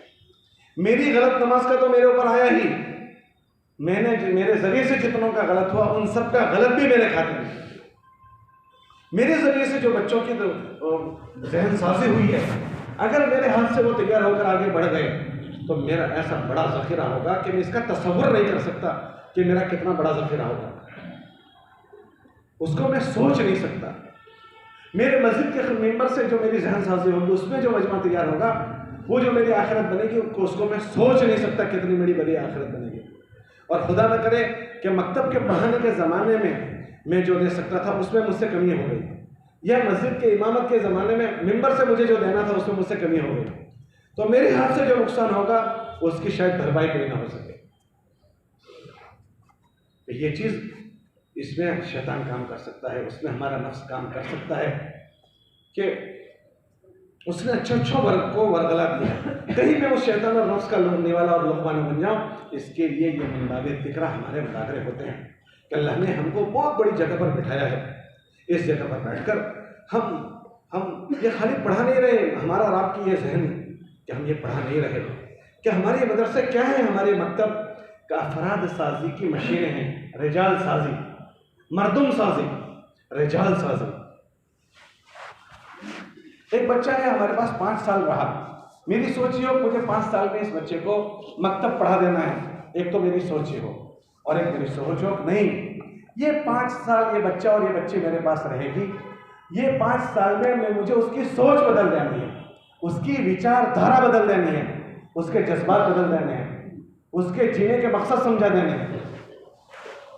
तो फिर आप मुझे बताओ कि एक तो मेरा ये मुझे उसका कायदा पूरा करना है, या मेरे जिम्मे इस साल 10 पारे पढ़ाने हैं और 10 पारे पूरे करना है, और एक मेरी सोच ये हो कि मुझे ये बच्चा नहीं है, ये बच्चा आज का बच्चा है, कल का घर का वडील बन जाएगा। ये बच्ची जो मेरे पास बच्ची पढ़ रही है, ये आज की बच्ची है, कल की बच्ची नहीं है, ये कल माँ बनेगी, और एक माँ की घर में क्या हैसियत होगी। एक माँ हज़रत रहमतुल्लाह अलैह फरमाते थे, एक मर्द का बनना एक मर्द का बनना, और एक औरत का बन जाना एक नस्ल का बन जाना। कि औरत ये आज की बच्ची है, कल की माँ एक नस्ल बनेगी। और हजरत फरमाते थे, मर्द का दीन दरवाजे की चौखट तक और औरत का दीन घर के अंदर तक, घर के अंदर औरत की चलेगी। बच्चे जो होते हैं वो माँ की ज़बान बोलते हैं, मर्द की नहीं बोलते। हम किसी को पूछते हैं भाई तुम्हारी ज़बान कौन सी है, तो हम पूछते हैं भाई तुम्हारी मादरी ज़बान कौन सी है, वो ऐसा पूछता है पिदरी ज़बान। अरबी में पूछते हैं लुग़तुल उम, कोई ऐसा पूछता है लुग़तुल अब। अंग्रेजी में पूछते हैं मदर टंग, कोई मदर टंग बोलता है। गुजराती में पूछते हैं मातृभाषा, कोई पितृभाषा बोलता है। ये बच्चों पर माँ असरअंदाज है। ये माँ जिस सोच की होगी उसकी नस्ल उस सोच की होगी। मेरे पास ये पढ़ने वाली बच्ची ये एक बच्ची नहीं है, ये एक बच्चों को बनाने वाली मशीन है। एक डाई होती है फरमा, फरमा होता है, सांचा, उर्दू में हम सांचा बोलते हैं। सांचा जिस किस्म का होगा उसमें बनने वाली चीज उसी शक्ल की बनेगी। फरमा, डाई, बीबू, सांचा। ये माँ उसके पेट में बच्चा बन रहा है, ये हया वाला पेट है, ये तकवे वाला पेट है, ये अल्लाह के डर वाला पेट है। उस पेट में जो बच्चा बनेगा तो क्या उस पर उसके असरात नहीं होंगे? फिर उसकी गोद हया वाली है, तकवे वाली है। मेरी जिस जमाने में मैं मकतब में पढ़ा रहा हूँ, एक एक बच्ची पर ये जिस दिन निगाह होगी तो सच बताओ फिर मेरी और आपकी कैफियत उस बच्ची पर क्या होगी। मेरा ज़हन यह होगा कि मुझे 10 पारे पूरे करने हैं, या मुझे ये नाजरा की कायदा पढ़ा देना है। क्या हमारी ये सोच बदल गई? अल्लाह के नबी अलैहिस्सलाम के ज़माने में आप अंदाज़ा करें कि अल्लाह के नबी अलैहिस्सलाम ने जब शुरू का ज़माना था ना, तो इलाकों में फहमाइश के लिए, समझाने के लिए जमातें नहीं भेजी है, अफराद भेजे। जिस तरह हम अफराद के तौर पर काम कर रहे हैं, किसी मस्जिद में मैं अकेला हूँ, किसी मकतब में मैं अकेला हूँ, हमारी मिसाल उन अफराद की तरह जो हुजूर के ज़माने में लोग भेजे जाते थे। अब हम देखें कि उन अफराद ने क्या काम किया। आप अंदाज़ा करें, मुसअब इब्न उमैर रज़ियल्लाहु तआला अन्हु एक फ़र्द थे। अल्लाह के नबी अलैहि सलाम ने उनको भेजा है मदीना मुनव्वरा में। 1 साल वहाँ वो ठहरे हैं, 1 साल हज के काफ़िले के साथ गए थे, दूसरे साल हज के काफ़िले के साथ वापस हुए, 1 साल ठहरे हैं। एक आदमी उनको जो मदीने वाले लेकर गए हैं, तो मदीने वालों ने जो बच्चे लेकर गए थे उनके बूढ़े कहने लगे कि उन बच्चों से कि तुम किसको लेकर आ गए, तुम जिस आदमी को लेकर आए हो उसका तो अरब और अजम सब दुश्मन है, ये उसका आदमी है, ये मुसअब उनके आदमी है जिसके अरब और अजम सारे दुश्मन हैं। इसको पनाह देना, अरबों और अजम से दुश्मनी मोलना है, हम इसको अपने घर में नहीं रखेंगे। तो जो मेज़बान थे उन्होंने घर से निकाल दिया। बच्चे तो चाह रहे थे मगर उनके बूढ़ों ने नहीं चाहा। मुसअब इब्न उमैर रज़ियल्लाहु अन्हु ने अपना ठिकाना खुद बनाया, हुजूर से शिकायत का कोई खत नहीं लिखा, अपने खाने पीने का खुद निज़ाम किया। सीरत में लिखा है कि उन्होंने बगीचे में पनाह ली और वहाँ लेकर मजमे को कैसे जोड़ना उसकी तदबीर कर रहे हैं कि मजमा इस दलदल से कैसे निकले। तो उन्होंने तदबीर ये की कि ज़ोर ज़ोर से कुरान पढ़ना शुरू किया। अब मजमा उनके पास कुरान सुनकर जमा होना शुरू हुआ, फिर वो उसको समझाने लगे। उनकी समझाइश से मजमा इतना तासुर लिया, 1 साल के अंदर मदीना मुनव्वरा के अक्सर घरों में इस्लाम दाखिल हो गया। और बच्चे उनके कच्चे बच्चे, उनको इतना इस्लाम का तारुफ करवाया कि जिस दिन हिजरत हुई है और हमारे नबी इस्लाम हिजरत करके आए तो मदीने वाले पहले दिन इस्तकबाल में निकले, हुजूर नहीं आए। दूसरे दिन इस्तकबाल में निकले, दूसरे दिन नहीं आए। तीसरे दिन अभी निकले नहीं थे, वो चरवाहा जो यहूदी बकरियां चरा रहा था, उसने गर्दो गुबार उड़ता देखा, वो समझ गया कि ये वही आदमी आ रहा है जिसके लिए मदीने वाले आ रहे थे। तो उसने आवाज लगाई, मदीने वालों तुम्हारा मुंतजर आ रहा है। तो मदीने वाले पूरे निकले। उनका कयास था कि एक आदमी मक्के से चले तो इतने दिनों में मदीना पहुंचना चाहिए। उनको थोड़ी पता था 2 दिन 3 दिन गारे सौर में गुजारे हैं, उसकी ताखिर ये हुई थी। जब अल्लाह के नबी पहुंचे हैं, उनके छोटे छोटे बच्चों ने कसीदा पढ़ा है, तल्अल बद्रु अलैना मिन सनियातिल वदा, या रब या रब या रब। ये बच्चों को किसने सुनाया था गाने वाला बदर है? किसने समझाया? हमारे वहाँ जलसा होता है तो 15 दिन पहले मश्क करवाते हैं, नज़म की मश्क करवाते हैं, मुकालमे की मश्क करवाते हैं। तुमने कहीं सीरत में पढ़ा हो तो मुझे भी बता दो कि वहाँ जलसा होने वाला है तो बच्चों चलो हम तुम्हें कसीदा लिख कर देते हैं कि तुमको हुजूर के आमद पर कसीदा पढ़ना है, तलअल बद्रु अलैना मिन सनियातिल वदा। ये बच्चों को किसने तारीफ करवा दिया कि आने वाला बदर है? बदर एक आदमी है जिसकी मेहनत से बच्चों के ज़हन साज़ी हुई है। एक आदमी की मेहनत से सारे बच्चों के ज़हन साज़ी हुई है। वो बच्चे कह रहे हैं वजब शुक्र अलैना। एक बच्चा, इन्होंने अभी तक हुजूर को नहीं देखा है, हुजूर को नहीं देखा, और वो बच्चे कह रहे हैं वजब शुक्र अलैना। क्या बात हो रही है? एक आदमी की ज़हन साज़ी हो रही है। एक एक इस उम्मती में, एक एक फर्द में अल्लाह ने यह तासीर रखी है। अल्लाह ने हमें उन जगहों पर आज हमें बिठाया है, उन मुसल्लों पर हम बैठे हुए हैं। उमर फरमाते थे तफक्कहू क़ब्ल अन तसूदू, कि तुम्हें लोग बड़ा बनाएंगे उससे पहले इन चीज़ों का शौर है। अल्लाह ने हमें बड़ी जगह पर बिठाया है, हम इस जगहों पर बैठकर बहुत बड़ी रिजाल साज़ी कर सकते हैं। हमको भी हमारे असातिज़ा ने कभी मकतब पढ़ाया था, आज हम इसके अहल बने हैं। आज वो असातिज़ा इस दुनिया में नहीं रहे हैं, कल हम भी नहीं रहेंगे। हम इस दुनिया से अफराद साजी करके मरें, रिजाल साजी करके इस दुनिया से जाएं। हो सकता है कि जिनके ऊपर हमारी मेहनत हो रही है वो दुनिया में हमसे अच्छा काम कर लें। रुब्बा मुबल्लिगिन अवामिन सामिअ। मौलाना उमर साहब रहमतुल्लाह अलैह फरमाते थे कि दुनिया से लोग चीज़ें कमा कर जाते हैं, तो मैं मौका अल्लाह ने दिया है लोगों को कमाने का। लोगों को कमा कर जाओ, लोगों को कमाओ, कि लोगों को कमाने का अल्लाह ने मौका दिया। मैं जिस बच्चे को पढ़ा रहा हूँ, हो सकता है मैं अपने अलीफ बा पढ़ा रहा हूँ, मेरे पास पढ़ने वाला बच्चा बुखारी शरीफ पढ़ा गया। एक बच्चा केजी में एबीसीडी किसी उस्ताद से पढ़ता है और उसका शागिर्द प्रोफेसर बन जाता है। हमें नहीं पता कि हमारे पास पढ़ने वाले बच्चे। इसलिए मेरी गुजारिश है, आज ये मकातिब के अक्सर मदरिस जमा हुए हैं, अल्लाह ने हमें बहुत बड़ी फील्ड दी है, तो हमारी इस चारदीवारी में हमारे बच्चों की जहन साजी हो। खाली हमें इनको मकातिब कुरानियाँ पढ़ाकर जो मकतब का एक निज़ाम है, सिलेबस, वो पूरा नहीं करना है। एक बच्चा दुनिया की और इदारों में जाता है तो वो जहन बदल देते हैं। अभी हम लोग अमेरिका में थे, तो अमेरिका में वहाँ के असातिज़ा कितनी आज़ाद फिक्र है, कितनी आज़ाद फिक्र है, आप उसका तस्वर नहीं कर सकते। मैं मस्जिद में था डिट्रॉइट में, तो वहाँ मकतब बच्चों का चल रहा था, बच्चे उछल कूद करते थे। तो मैंने कहा मौलाना इनको यहाँ थोड़ा सा खामोश करके बिठाओ। तो कहने लगे मौलाना यहाँ बच्चों को कुछ नहीं कह सकते। अभी हमारे यहाँ एक बच्चे को उस्ताद ने ज़रा डांटा तो उसने पुलिस को फ़ोन कर दिया, उस्ताद को उठाकर पुलिस ले गई। हम इनको कुछ नहीं कह सकते।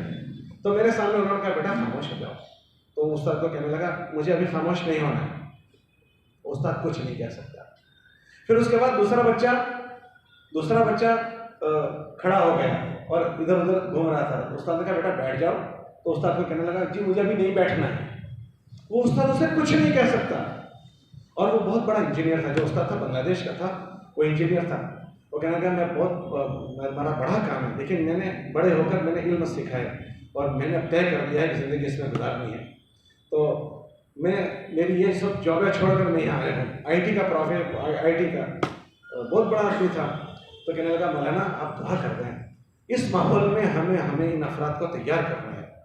माँ बाप को पढ़ाना नहीं है, बच्चे को पढ़ाना नहीं है और हमें इनको छोड़ना नहीं, ये हमारा हदफ है।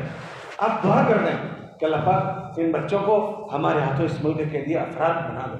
और वहाँ जाल बिछी हुई है मकातिब की, और बच्चे इस माहौल में, और ज़रा कुछ बच्चे को कहें कि एक तरफ हुकूमत लड़ रही है, बच्चा जली हो चुका है और उनके माँ बाप मुखालिफ हो चुके हैं, और इनको हमारे इन असातिज़ा के रास्ते से जहन साजी बनी है कि आपको अफराद बनाने हैं, तो लोगों का झेल रहे हैं, सह रहे हैं और इस माहौल में अफराद साजी कर रहे हैं। हमारे वहाँ वो माहौल नहीं है। अल्लाह ने हमें बहुत अच्छी फ़िज़ा दी है। वो उस्ताद हमको कहने लगे मौलवी साहब ये 7 साल का बच्चा, ये 8 साल का बच्चा, ये सवाल कर रहा है अल्लाह कहाँ है, अल्लाह के शक के सवाल कर रहा है। वो कह रहा था कभी किसी ज़माने में 15 साल का बच्चा ये हमसे सवाल करता था, 17 साल का कर रहा था, अभी ये 7 साल का बच्चा मुझसे पूछ रहा है अल्लाह कहाँ है। ये सोच इसकी कहाँ बनी? कहीं स्कूलों में बनी है। आज जितनी मिशनरी की स्कूल हैं, मिशनरी के स्कूल हैं, आप पूरी दुनिया में सर्वे कर लेना, उन्होंने कहीं दुनिया में कॉलेज नहीं बनाई है। मिशनरियों की जितनी भी आपको स्कूलें मिलेगी, केजी की स्कूलें मिलेगी। मिशनरियों वालों के आपको जितने भी इदारे मिलेंगे केजी के मिलेंगे, कहीं उनकी हाई स्कूलें नहीं मिलेगी कि बच्चे हमारे बने, इनके सीनों में हम अपने बीज डाल दें। ये बच्चा मकतब आ रहा है लेकिन 1-2 घंटे आ रहा है, बाकी सारा वक्त वहाँ दे रहा है। हमारा मकतब उसकी तदारुक का जरिया बनना चाहिए। आज हमारे स्कूल के निसाब में आप देखें दुनिया भर के सिलेबस आ चुके हैं। एक बच्चा वो 5 घंटे 6 घंटे पढ़कर आया है, उसके माँ बाप के पास वो ज़ख़ीरा नहीं है, वो मवाद नहीं है जो बच्चे ने स्कूल में पढ़ा है, और उसका अगर तलाफी और तदारुक मेरे मकतब में नहीं हुआ तो इस बच्चे का इसका तदारुक और कौन सी जगह पर हो जाएगा। तो मैं खाली चंद बातें उसको पढ़ाकर अपनी बात पूरी कर लूँगी, इससे गुजारा नहीं होगा। हमने उनसे पूछा फिर आप क्या करते हो? कहा मौलवी साहब हम इनके सिलेबस को देखते हैं कि इनके क्या सिलेबस पढ़ाए जाते हैं, उस सिलेबस को सामने रखकर उसके मुकाबले में जो उसको सही बात देनी है उसको यहाँ देने की कोशिश करते हैं, ताकि उस बच्चे का ब्रेन वॉश हो जाए, उसकी जहन साजी यहाँ हो जाए कि माँ बाप में वो फिक्र नहीं है। दूसरा इनकी स्कूलों में छोटे छोटे बच्चे हैं जो बेहयाई की बातें हैं, वो बातें स्कूल में निसाब का हिस्सा बन चुकी है।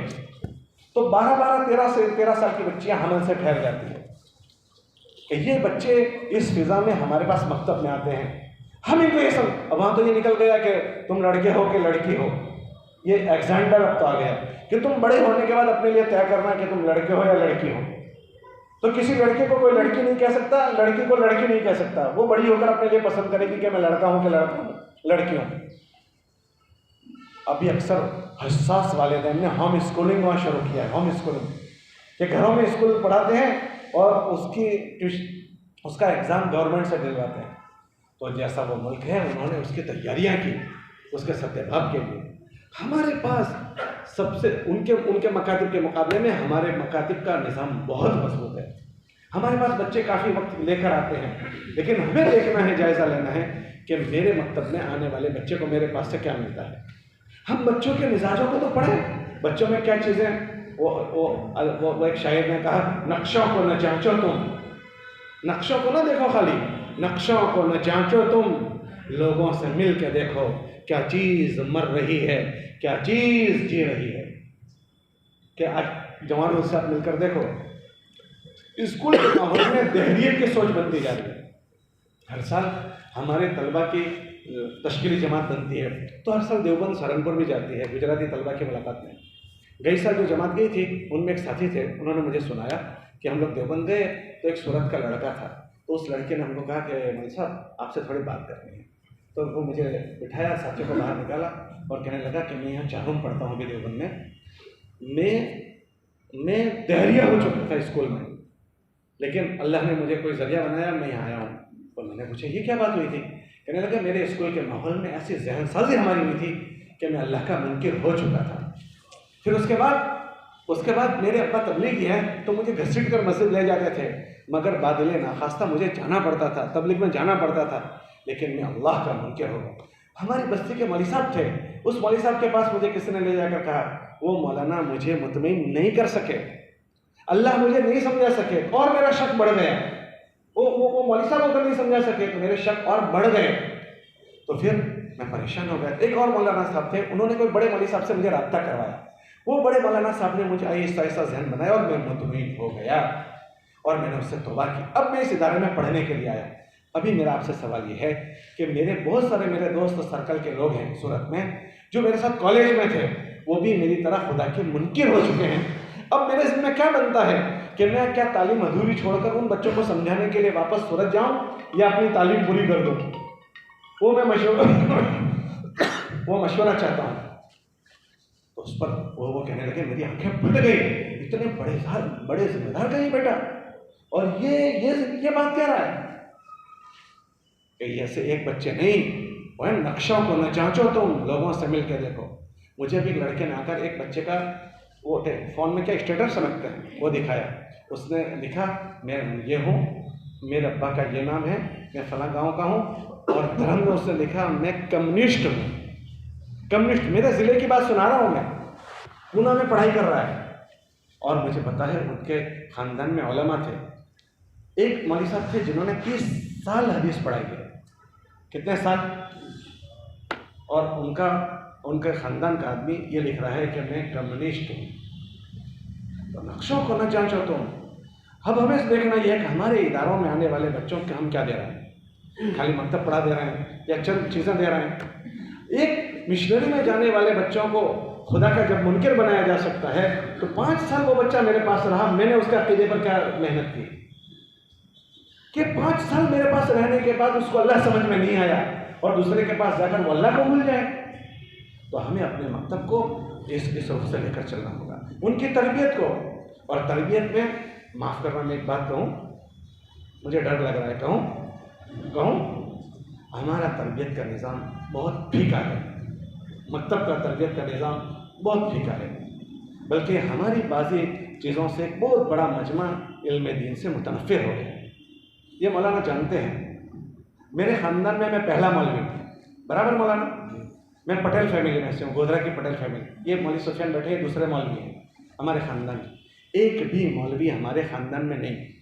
और अल्लाह ने हमारे ख़ानदान वालों को जो थोड़ी सी दुनिया की फरावानी दी थी, तो उनकी सोच भी ऐसी बेदीनी की थी। ये तबलीग आई, तो तबलीग ने हमारे ख़ानदान वालों में बात डाली कि पढ़ाना चाहिए। मैंने हमारी मस्जिद का ये हाल देखा है कि एतिकाफ में भाड़े के लोगों को बिठाया है। भाई कोई बैठता ही नहीं एतिकाफ में, तो मौज़िन को दे दिया कि भाई तुझे 10 दिन की मजदूरी मिल जाएगी तो बैठ जा। मजदूर को बिठा दिया, तुझे 10 दिन की मजदूरी मिल जाएगी, बैठ जा। ये मैंने अपनी मस्जिद का मंजर देखा है। अब आप उसमें सोचें कोई बच्चे को मौलवी बनाएगा? तबलीग आई, तो तबलीग के आने के बाद लोगों ने अपने बच्चों को मदरसे में भेजा, उसमें मैं भी गया। हम 14 बच्चे गए थे, 14 बच्चे। बहुत माजरत के साथ कह रहा हूँ, माफ़ करना, उनमें से 13 बच्चे मदरसे से वापस आ गए। मैं 14वां था, मैं भी अभी सौम के बाद घर आ गया। मुझे रास्ते में मौलाना जैसे एक हमदर्द उस्ताद मिले, उन्होंने कहा कहाँ जा रहे हो बेटा? मैंने कहा मुझे नहीं पढ़ना है, मैं घर जाऊँगा। कहा क्यों, क्या बात हो गई? तो ये उस्ताद जो उनके रवैये थे, माफ़ करना, मैं बहुत एक बच्चा वापस किससे आया पता है? वो बच्चा इससे वापस आया कि उसको उस्ताद कह रहा है शैतान, तो घर आकर कह रहा है मुझे उस्ताद शायद मैं शैतान हूँ। एक बच्चा घर वापस आया, अबे गधे, तो अब्बा को कह रहा है मुझे गधा कह रहा है, मैं गधा हूँ, कह रहा है मैं गधा हूँ। ये हमारे साथ एक लड़का आया हुआ है और एक हाफिज है, उसके बाद ये हाफिज हो गया, उसका भाई भी हाफिज हो रहा था, तो उसने आधा कुरान छोड़ दिया। मैंने कहा क्यों छोड़ दिया? अब वो तो जहालत में से सब आ रहे हैं। तो उसने बाल की कटिंग ऐसी करवाई थी कि वो उस्ताद ने कहा तूने छछुंदर जैसे बाल कटवाए, तो उसको बच्चों ने चिढ़ाना शुरू किया। बस उसने स्कूल जाना बंद कर दिया। उसके उस्ताद ने ये नहीं सोचा कि उसके क्या रिएक्शन होगा, उसका तो कुरान अधूरा हुआ ही। ऐसी एक नई फहरिस्त बनी हुई है, फहरिस्त। अब ऐसे नाजो नखरों में से निकल कर बच्चे जा रहे थे। एक बच्चा पढ़ रहा था, तो वो गैर हाजिरी हुई, तो कुर्सी बिठाते थे पहले मदरसे में, तो लकड़ी पर बिठाई, तो लकड़ी सुराख किया और उसके सीने में की जगह में उसने उसी दिन मदरसा छोड़ दिया। माँ बाप ने छोड़ा दिया कि ये मदरसा, नफरत पैदा हो गई, नफरत पैदा हो गई। मैं बहुत माजरत के साथ कहता हूँ, हमारे हाथों बहुत बच्चे जाए और उनको आप देख लो किस प्यार मोहब्बत से लेते हैं। तो हमारी तरबियत का जो निज़ाम है, वो एक साहब कह रहे थे कि हमारा तो खतीब जब बात करने के लिए खड़ा होता है, करने की बात कहनी है तो उसको भी गुस्से में कहता है, करने की बात कहनी है उसको भी गुस्से के लहजे से कहता है। ये हकीम लोगों का उसलूब है। हकीम लोगों का उसलूब कड़वी दवाई को शहद में मिला कर देते हैं ताकि अंदर चली जाए, और अंग्रेजी दवाई वाले उसको कैप्सूल बनाकर अंदर करवाश को भर देते हैं ताकि अंदर उतर जाए। अल्लाह के नबी सल्लल्लाहु अलैहि वसल्लम का उसलूब देखें कि लोगों के साथ के रवैये। मैं अभी मौलाना से कह रहा था, मौलाना अभी हम लोग वहाँ गए हुए थे रायवन, तो मुझे मौलवी तारिक जमील साहब ने 3 साल से वो ये कहते हैं कि मौलवी मुझे कह रहे हैं कि अहमद हुसैन एक किताब आई है कैफ़ आमलहुम, शेख मोहम्मद अल-मुंजिद की किताब है, अजीब व गरीब किताब। कब मैंने इस पहलू कि हुजूर अलैहिस्सलाम का लोगों के साथ का बर्ताव कैसा होता था, तो उसमें सबसे पहला बाब लिखा है हुजूर अलैहिस्सलाम बहैसियत शौहर के, तो हुजूर की सीरत यूँ तो बहुत है कि हुजूर की विलादत से पहले का ज़माना, फिर हुजूर की विलादत, फिर हुजूर की बचपना, फिर हुजूर की जवानी, फिर नबूवत का ज़माना, फिर नबूवत के बाद का ज़माना, ये मज़मून। लेकिन ये एक अलग उसलूब से अजीब इन्होंने मरतब की। बहैसियत शौहर के हुजूर क्या थे? तो भाई शौहर तो बहुत आसान है सुनना, लेकिन हुजूर अलैहिस्सलाम शौहर किन के हैं? सौकनों के शौहर हैं। 11 बीवियां हैं। 2 बीवियों के बीच के रिश्तों का क्या कहते हैं? सौकन। सौकन जानते हो? छुरी तेज करने जाते हैं, चिंगारियां निकलती है, आपने देखी? अरे देखिए, चिंगारी निकलती है, उसको कण कहते हैं। वो एक चिंगारी को क्या कहते हैं? कण। वो एक कण आंख में गिरे तो आंख को क्या कर देती है? फोड़ देती है। एक कण। और 2 बीवियां जमा हो जाए तो उसको क्या कहते हैं? और 11 जमा हो जाए तो 1 2 एक कण आंख फोड़ दे। अच्छा, फिर आप कहोगे वो तो अज़वाज मुतहरात थी। बेशक वो अज़वाज मुतहरात थी, मगर फितरतन औरत थी। तो सौकन की जो चीज होती है वो उनमें भी है, वो उनमें भी है। और सीरत में उसके वाक़यात हैं। सीरत, अल्लाह के नबी अलैहि सलाम एक घरवाली के पास है, दूसरे ने खाना भेजा, तो उसकी गैरत ने तकाज़ा किया मेरे घर में है और हुजूर को वो खाना क्यों भेजे? उसने उठाया, दीवार पर प्याला फेंक दिया, तोड़ दिया। मौलाना नहीं है सीरत में? अम्मी जान आयशा रज़ियल्लाहु तआला के पास हुजूर हैं, दूसरे ने खाना बनाकर भेजा, उनको बर्दाश्त नहीं हुआ कि मेरे घर में हुजूर हैं और वो क्यों खाना बनाकर भेजें। तो अम्मी जान आयशा रज़ियल्लाहु तआला ने गुलाम से कहा कि उसका खाना आया है? नहीं। तो क्या करेंगे? तो ऐसा कर रहे हैं जब हुजूर बैठे तो रखने के बहाने से छोड़ देना बर्तन, ताकि गिर जाए, हुजूर को वो खाना नहीं खिलाना, मेरे घर का खिलाऊं। तो वो बातें वहां भी हो रही है। वो आयत आपने पढ़ी होगी, लिमा तुहर्रिमु मा अहल्लल्लाहु लक तब्तगी मर्दात अज़वाजिक। साहबियात में 2 धड़े बने हुए थे, एक अम्मी जान का था और एक ज़ैनब रज़ियल्लाहु तआला का। तो एक जवान जब गए, शहद खाया था, तो दूसरियों ने मशवरा किया कि हम कहेंगे हुजूर क्या खा कर आए हैं, मुंह में ज़रा सा बू जैसा आ रहा है। तो हुजूर सल्लल्लाहु अलैहि वसल्लम ने फरमाया अच्छा चलो अब नहीं खाऊंगा। तो ये सारी बातें वहां हो रही है। इस माहौल में हुजूर ने घर वालों को कैसे उठाया है? सबके अलग अलग मिजाज है।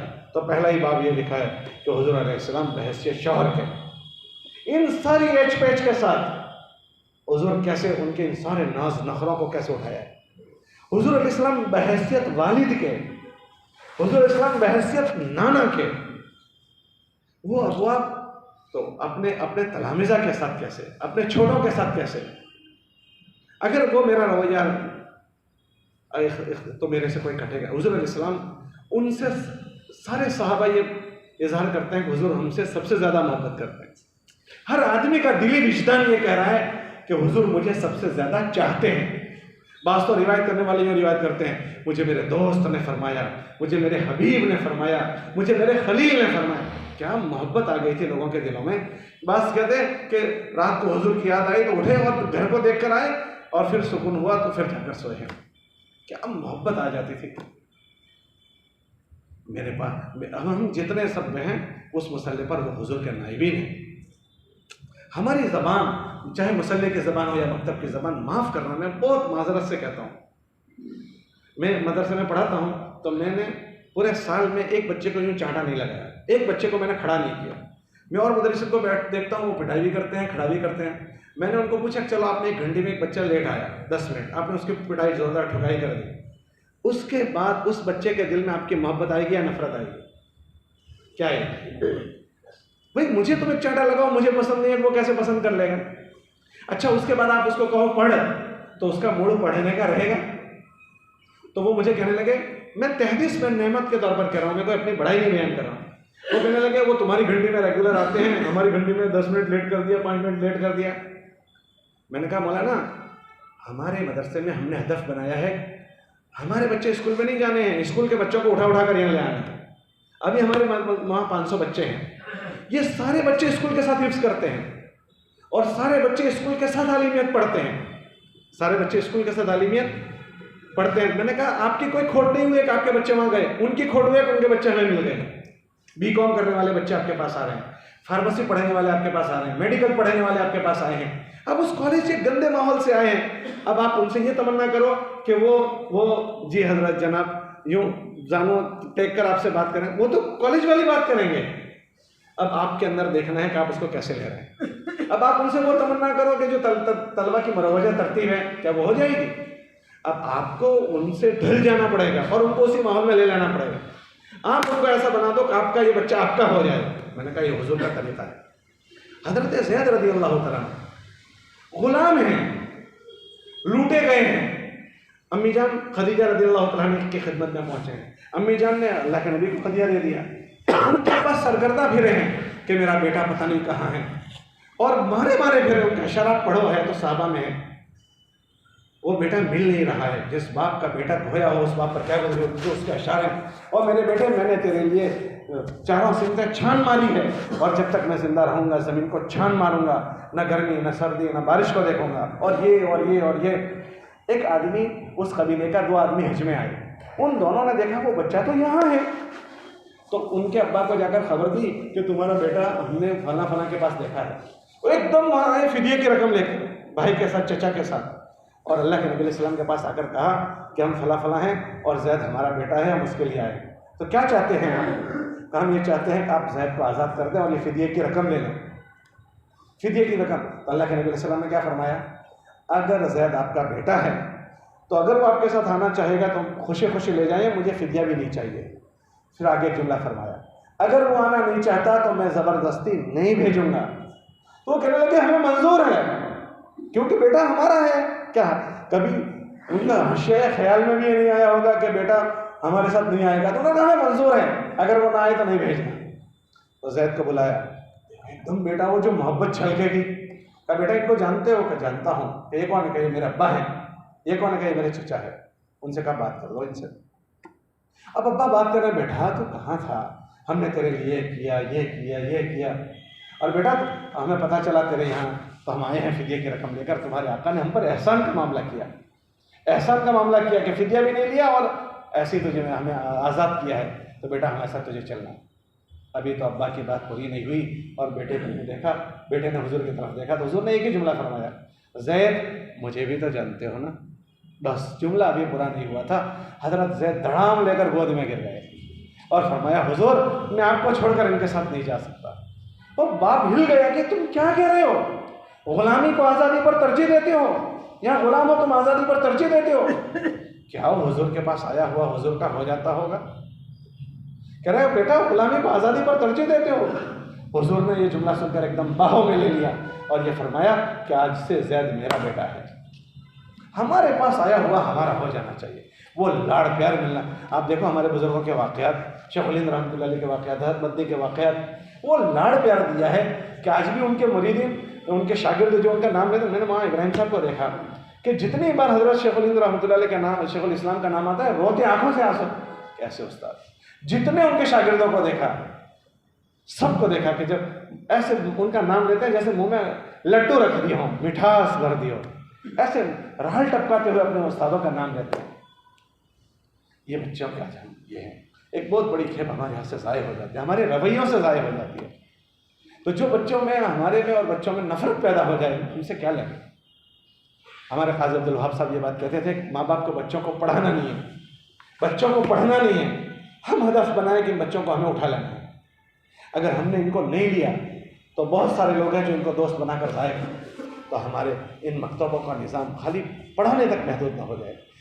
ये मिशनरी वाले 5 साल में जब इनका जहन बना सकते हैं, तो हमारे पास साथ 5 साल रहने वाला बच्चा, उसका जहन कैसे दूसरी जगह पर जाकर ख़राब हो जाए? हम एक मरतबा नदवे में एक बच्चे ने चोरी कर ली, चोरी की, तो सब ने लान तान किया, तेरी मेरी सुनाई। अली मियाँ नदवी रहमतुल्लाह अलैह ने असातिज़ा को जमा किया और असातिज़ा को जमा करके कहा कि अच्छा ये बताओ, अगर ये बच्चा चोर था तो हमारे मदरसे का ऐसा कैसा माहौल है कि वो बच्चा यहाँ आकर इतने साल रहकर भी चोरी नहीं गई, और अगर ये बच्चा चोर नहीं था तो ये क्या हो गया कि वो बच्चा यहाँ आकर चोर हो गया?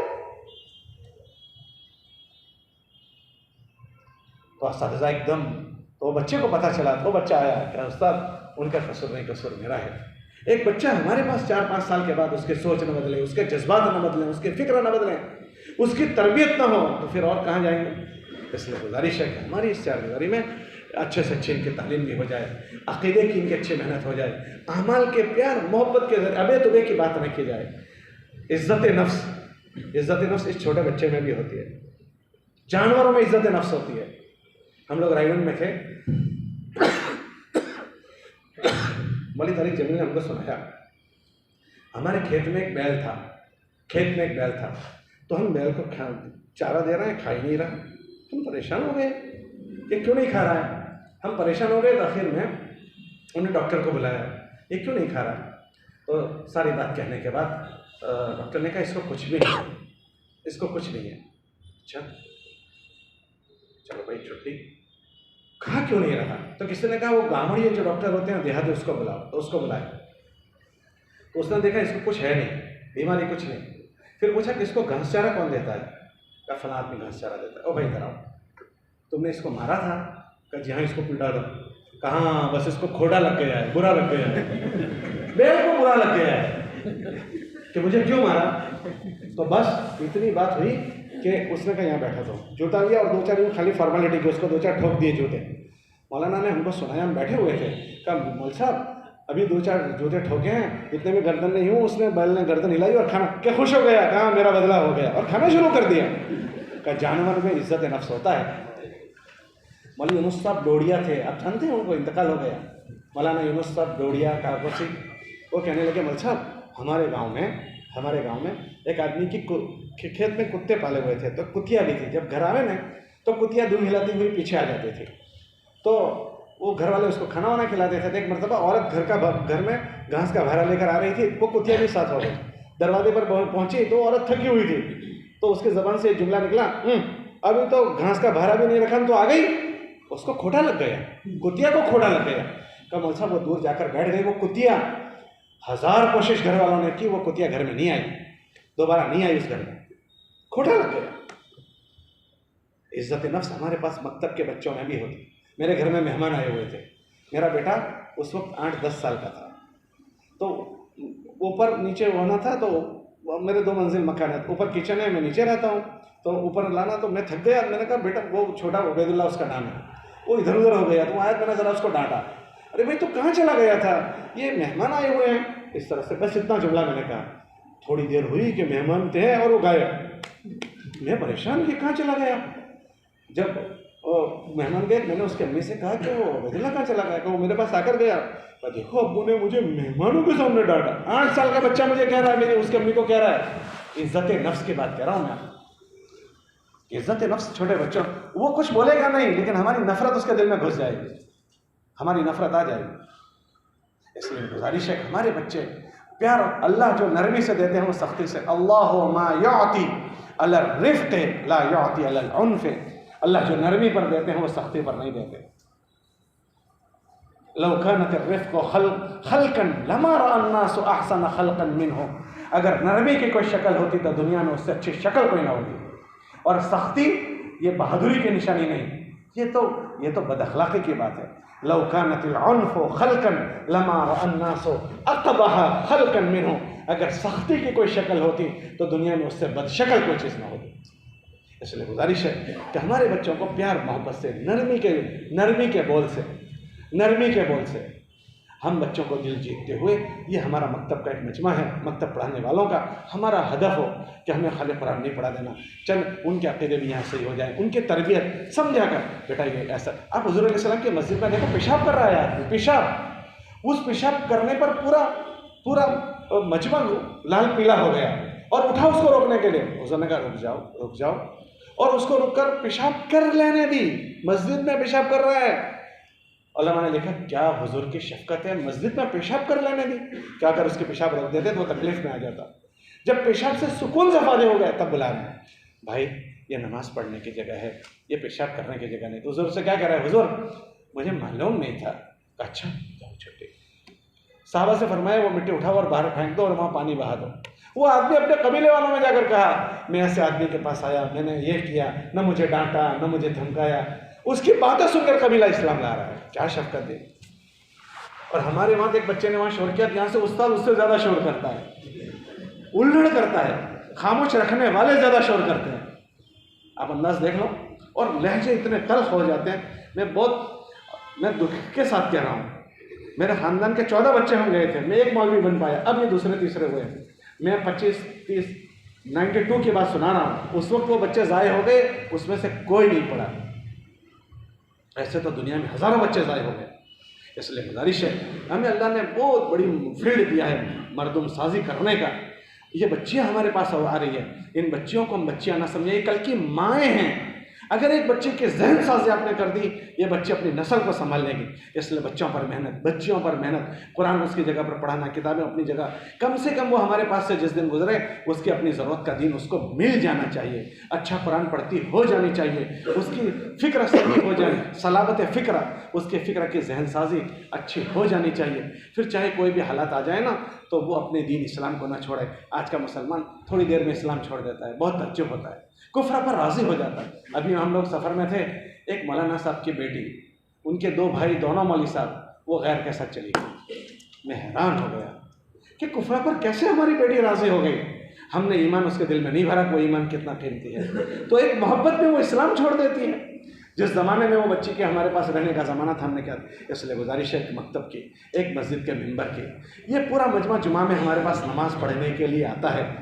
हम हदफ बनाएं हमारे मजमे को, हमें क्या देना है, इधर उधर की बातें सुना देना, आधा घंटा इधर उधर पूरा कर देना ना। और आपका जो खेड़ा ज़िले का मजमा है ना, बहुत ही काबिल रहम मजमा है, अक्सर ताजिरों का मजमा है, ताजिरों का मजमा है, और यहाँ पैसे कमाने का क्रेज़ आया हुआ है, क्रेज़। आज बहुत सारा मजमा यहाँ से नौजवान स्कूल और ताजिरों का मुल्कों में जा रहा है, इंग्लैंड जा रहा है, और ऑस्ट्रेलिया जा रहा है, अमेरिका जा रहा है। आपको इतना तो दिखता है कि ऑस्ट्रेलिया वहाँ जा रहा है, आपने उनके हालात देखे हैं क्या हो रहे हैं? आपने उनके हालात देखे हैं क्या हो रहे हैं? ऐसे अजीब व गरीब हालात से आपका मजमा गुजर रहा है। अगर आपको पता चले तो आप अपनी उन उंगलियों को दांतों में चबाओगे, दांतों में चबाओगे।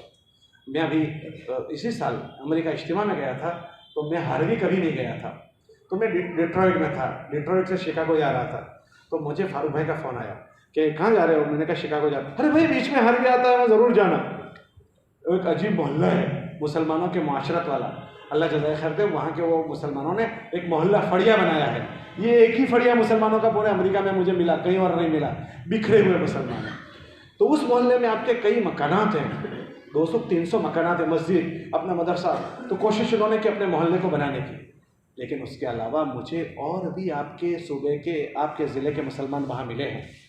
मैं जा रहा था, आपके ज़िले के चंद मुसलमानों के मकानात थे, उन्होंने मुझे कहा हम यहाँ 35 साल से हैं, हमारे वहाँ मस्तूरात की कभी जमात नहीं आई है, आप हमारे वहाँ थोड़ी देर बात करके जाओ। मैंने कहा चलो बात करके जाता हूँ। मैं रुका तो मैंने थोड़ी देर बात की, बात पूरी करने के लिए इतने में तो वो औरतों को इतनी तमीज़ नहीं थी कि जहाँ बात हो रही है वहाँ आना नहीं चाहिए। एकदम औरतें उठी, जवान जवान लड़कियाँ हमारे हॉल में आ गई। मैंने उनको देखा, मैं पहचान नहीं सका कि ये मुसलमान हैं और ये आणंद ज़िले की लड़कियाँ हैं, मैं नहीं पहचान सका।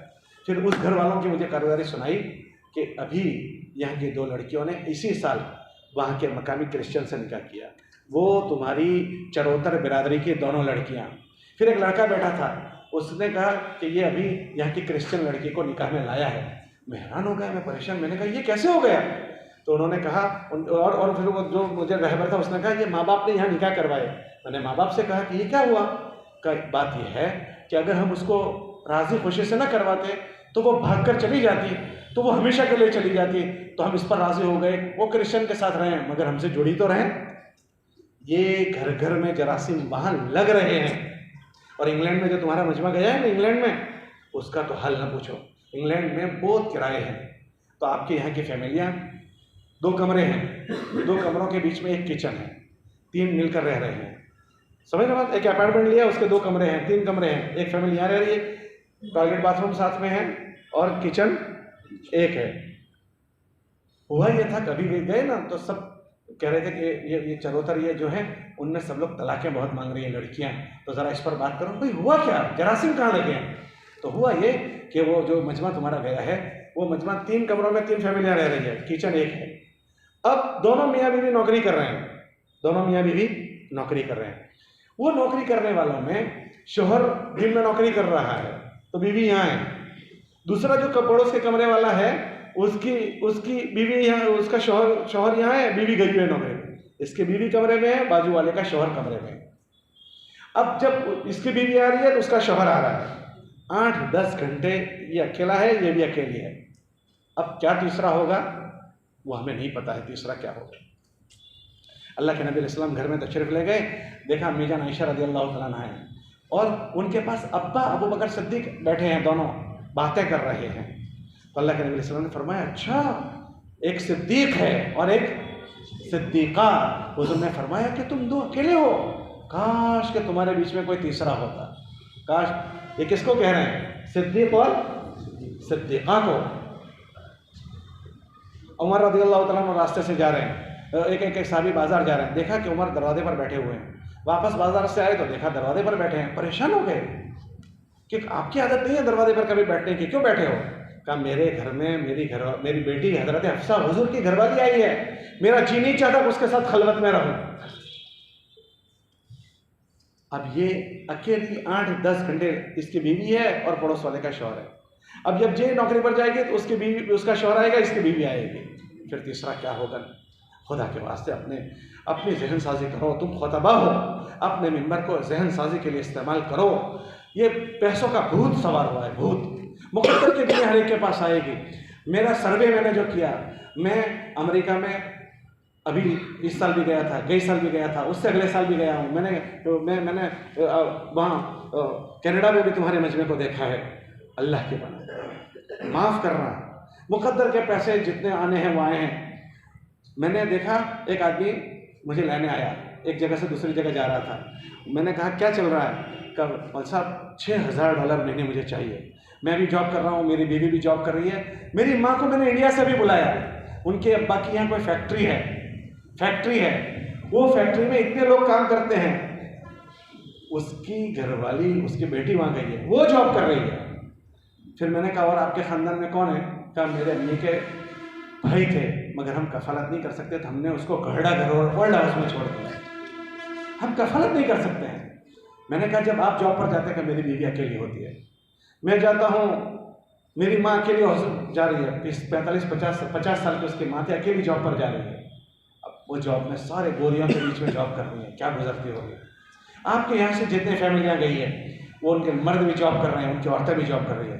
और मैंने सर्वे जो किया है, तीसरी नस्ल तक उनकी नस्ल बदल जाती है, तीसरी पीढ़ी तक। बाप यहाँ से दीनदारी के साथ दे रहा है तो किसी न किसी दर्जे में बच्चे को संभालता है, वो बच्चे की परवरिश वही हुई है, उसके बच्चे उसके काबू में नहीं है। मैं बहुत माजरत के साथ दुखड़ा सुना रहा हूँ आपको। मैंने मौलवी साहब लोगों के, अभी एक मौलवी साहब मिले थे मुझे, तो वो कहने लगे कि उसके 2 बेटियाँ हैं, कॉल सेंटर में काम करती है। वो कहने लगे कि मेरी दोनों बेटियाँ कह रही है कि अब्बा हमारी शादी की फिक्र ना करो, हम खुद कर लेंगे। फिर उसके बेटे की मुलाकात करवाई कि ये बेटा शादी, तो मेरी बात ना करो शादी की, मैं खुद कर लूँगा। अभी इसी हफ्ते में मुझे एक साथी की मुलाकात हुई, उसकी 2 बेटियों ने अपनी मर्जी की शादियाँ की। तीसरे वंश मैंने बहुत सर्वे किया, मैं इस नतीजे पर पहुँचा हूँ, तीसरी नस्ल हमारी नहीं रहती है, हाथ से निकल जाती है। आपके घर घर में पैसे कमाने का चेप लगा हुआ है, आप खतीब हज़रात हो, मुस्बत अंदाज में हमारे मजमे की जहन साजी कर, अल्लाह पर यकीन सिखाएं। हज़रत जी रहमतुल्लाह अलैह के ज़माने में जब कोई बाहर मुल्क में जाने की बात करता था तो हज़रत जी रहमतुल्लाह अलैह एक जुमला कहते थे, अच्छा वहाँ जा रहे हो तो वहाँ के खुदा को हमारा सलाम कहना, वहाँ के खुदा को, हमारा खुदा एक है, हम अपने मजमे का जहन बनाएं। मैंने आपके यहाँ आता हूँ, इज्तिमा में आता हूँ, मैं एहतिमाम से स्टूडेंट के मजलिस में इस बात को बोलता हूँ जो अभी आपसे कह रहा हूँ। मुझे कई बच्चे ऐसे मिले कि मौलवी साहब हमारी फाइल चल रही थी कनाडा की, अमेरिका की, आपकी ये बात सुनकर हमने अपना इरादा छोड़ दिया। मैं साल में 1 मरतबा आकर ये बात बोल कर जाता हूँ, मुझे उसके असरात यहाँ दिखे। इतने सारे मिलकर अगर इन बातों को बोलोगे तो क्या तुम्हारे मजमे में इसके असरात नहीं मुरत्तब होंगे? इसलिए जुमा के बयानों को हदफ बनाकर बात करो, हमारे मजमे में क्या पैदा करना है। आप देखो हमारे बुजुर्गों ने खुतबे मुरत्तब किए ना, वो शाबान के मज़ामीन, रजब के मज़ामीन, पहले हफ्ते में ये, दूसरे में ये, तीसरे में ये, चौथे। हमारा मजमा नहीं समझता, हम उर्दू में अपनी मस्जिदों में बात करें। हमारा अभी ये हो गया है कि हमारी मस्जिदों में जुमा के बयानात अभी बहुत कम हो गए हैं। एहतिमाम से जुमा में बात करो।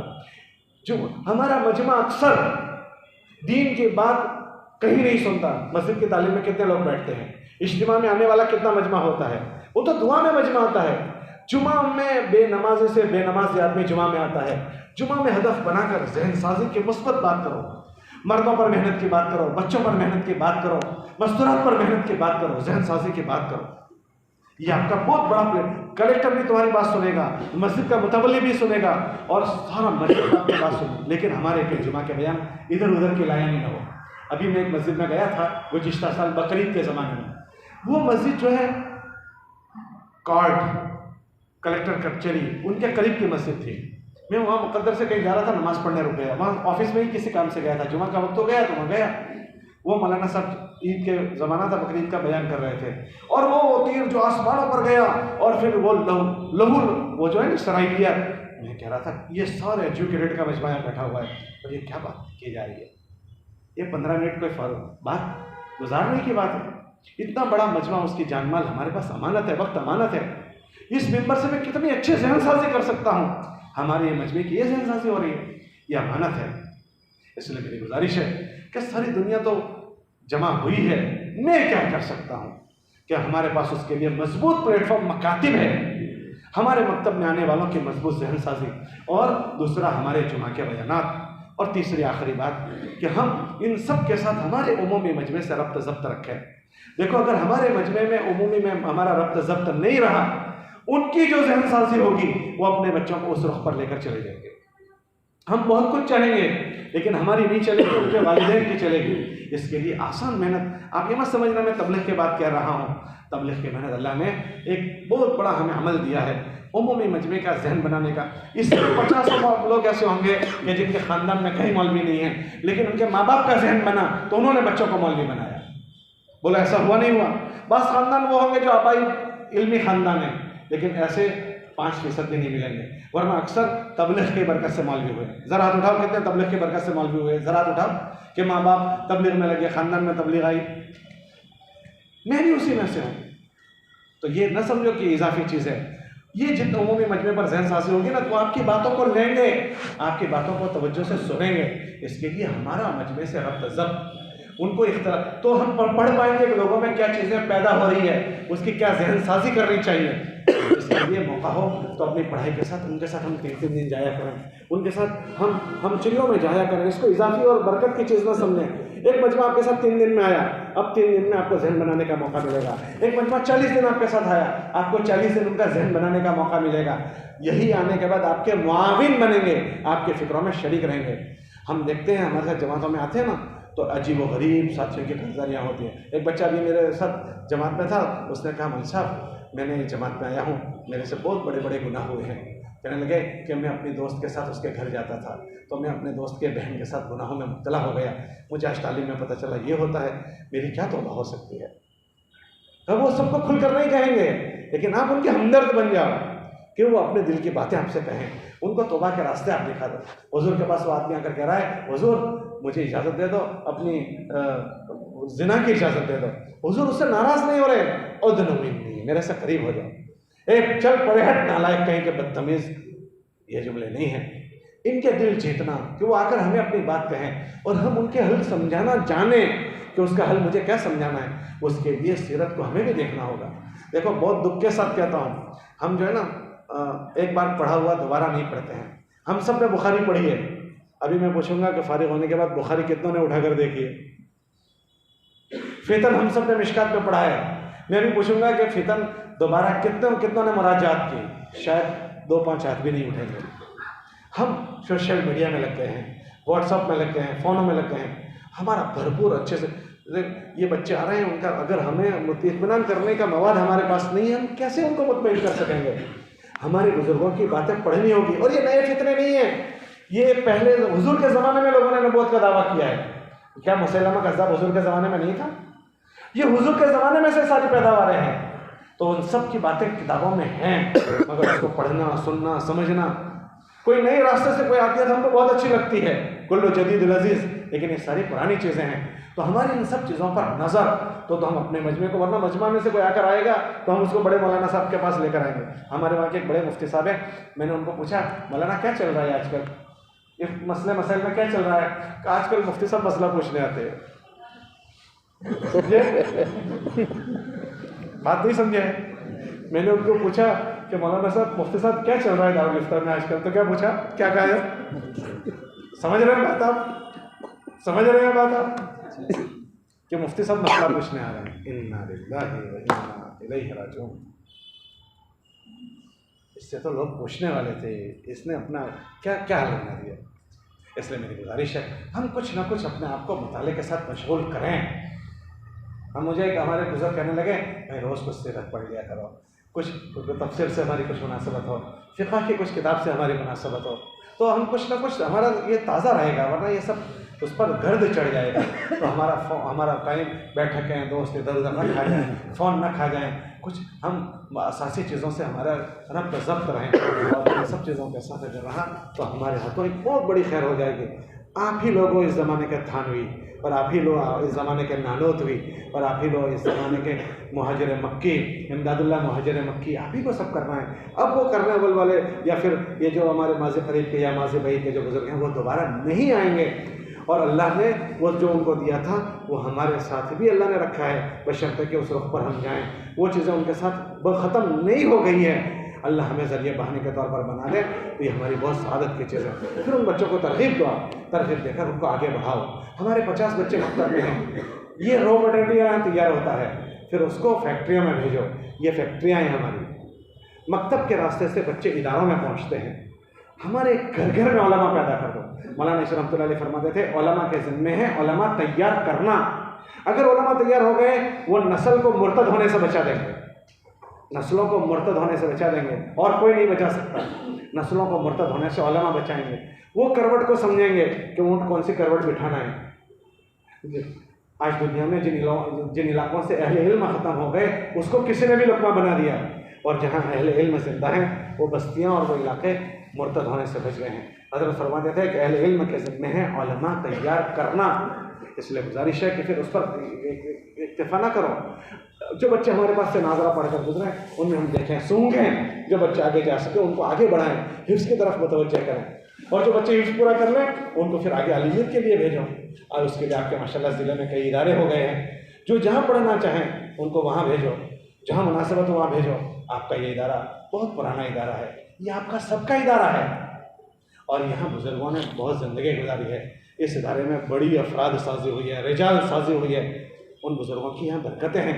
ये ऐसा हो गया कि इस इदारे से हमारे सिले वाले बहुत कम नफ़ा उठाते हैं। आप कहोगे कि भाई तालीम को लोग देख कर जाते हैं, भाई तालीम के मुताबिक कोई राय देनी हो तो हम सब मिलकर राय दें इनको कि देखो ये चीज़ ज़रा देखने की है, ये करने की है, तो वो आपकी राय सुनेंगे। हम सब मिलकर हम लोग अपने मदरसे से फारिग हो चुके हैं, लेकिन मैं तो वहाँ जाता हूँ तो मैं मोहतमिम साहब से बात करता हूँ, मोहतमिम साहब देखो सूरत हाल है। अभी मैंने उनसे कहा मौलाना आप आपके वहाँ के सारे फजला को जमा करो, आपकी निस्बत पर सब जमा होंगे, कभी कर्जदारी लो कि हम क्या कर रहे हैं और हमें क्या करना चाहिए। तो मैं भी किसी मदरसे में पढ़ा रहा हूँ, लेकिन हमारे मोहतमिम साहब को मैं हमेशा जाता हूँ तो कहता हूँ तो आप हजरात भी इनके मुआविन बनो, मुशीर बनो, और अपने ये इदारे हमारे वीरान न हो जाएं, इनके हाथ पैर बाजू हम बने, राय देने की हो राय दें, मुआवनत करनी हो ताउन करें। और हम एक इदारा बनते बनते बनते बनता है, उजड़ने में देर नहीं लगती है। बहुत सारे दुनिया में इदारे उजड़ गए हैं, अगर हम सब मिलकर इसकी फ़िक्र नहीं करेंगे तो फिर ये इदारे ख़त्म हो जाएंगे, हमारे ज़िले के बच्चे इन इदारों में नहीं आएंगे। इसलिए हमारी गुजारिश है कि हमारा इतना बड़ा ज़िला है और हमारे ज़िले के लोग इन इदारों से नफ़ा न उठाएं तो ये कितनी बड़ी महरूमी की बात है। तो अपने अपने बच्चों का जहन बनाकर अपने इदारों में भेजना चाहिए। जिनको जहाँ करीब पड़े वहाँ भेजो, जिसको जहाँ बाहर जाना हो उनको वहाँ भेजो, जिनको ये करीब पड़ता हो। हमारे यहाँ की तालीम भी मजबूत हो। ये किसी ज़माने का देवबंद है, यहाँ के सारे असातिज़ा का इंतखाब फिर देवबंद में हुआ है। मौलाना अब्दुल जब्बार साहब, माँ इस्माइल साहब, मैं सुनता हूँ माँ इस्माइल साहब गोधरा वालों से उनके असातिज़ा की बातें, तो वो ऐसी बातें सुनाते हैं कि हम हैरान हो जाते हैं।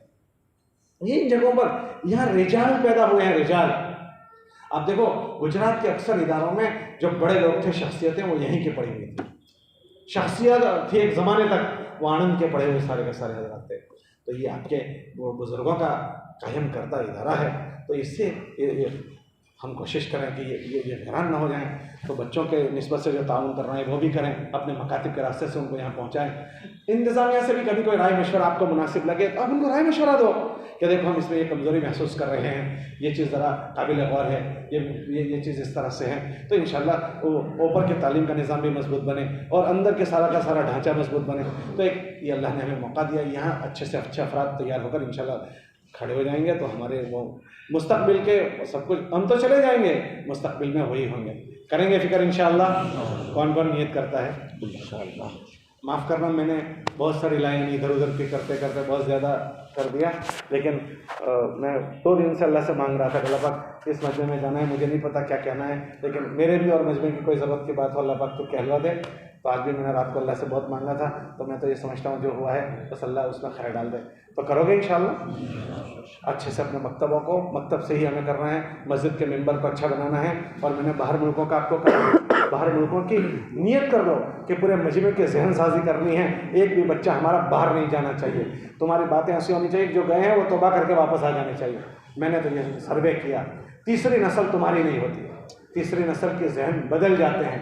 पैसे बड़ी चीज़ नहीं है, इन्होंने पैसों को बड़ा समझ लिया, इसलिए दीन पर कॉम्प्रोमाइज़ कर लिया, दीन को हल्का कर दिया। मैंने देखा कि वो बाप को कोई एहसास नहीं है, वो कह रहा है कि मैंने शादियाँ करवा दी। मैं अभी पनामा गया था, मौलाना पनामा, तो पनामा की जामा मस्जिद जिस आदमी ने बनाई है, ये जानते हैं उनको, उन्होंने यहाँ से अपनी फैमिली को बुलाया।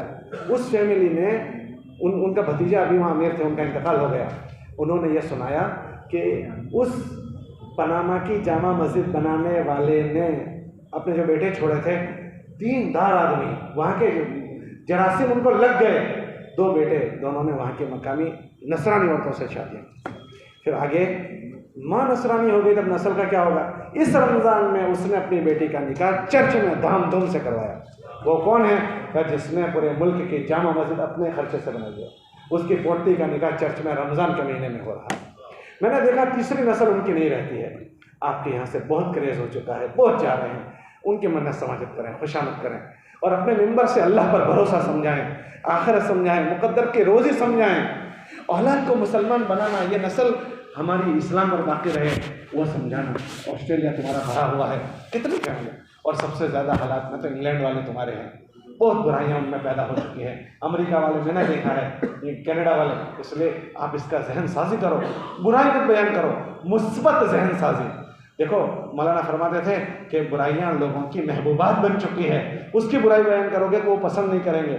उसके मुकाबले में मारूफात के रास्ते से मुनकरात को ख़त्म करना।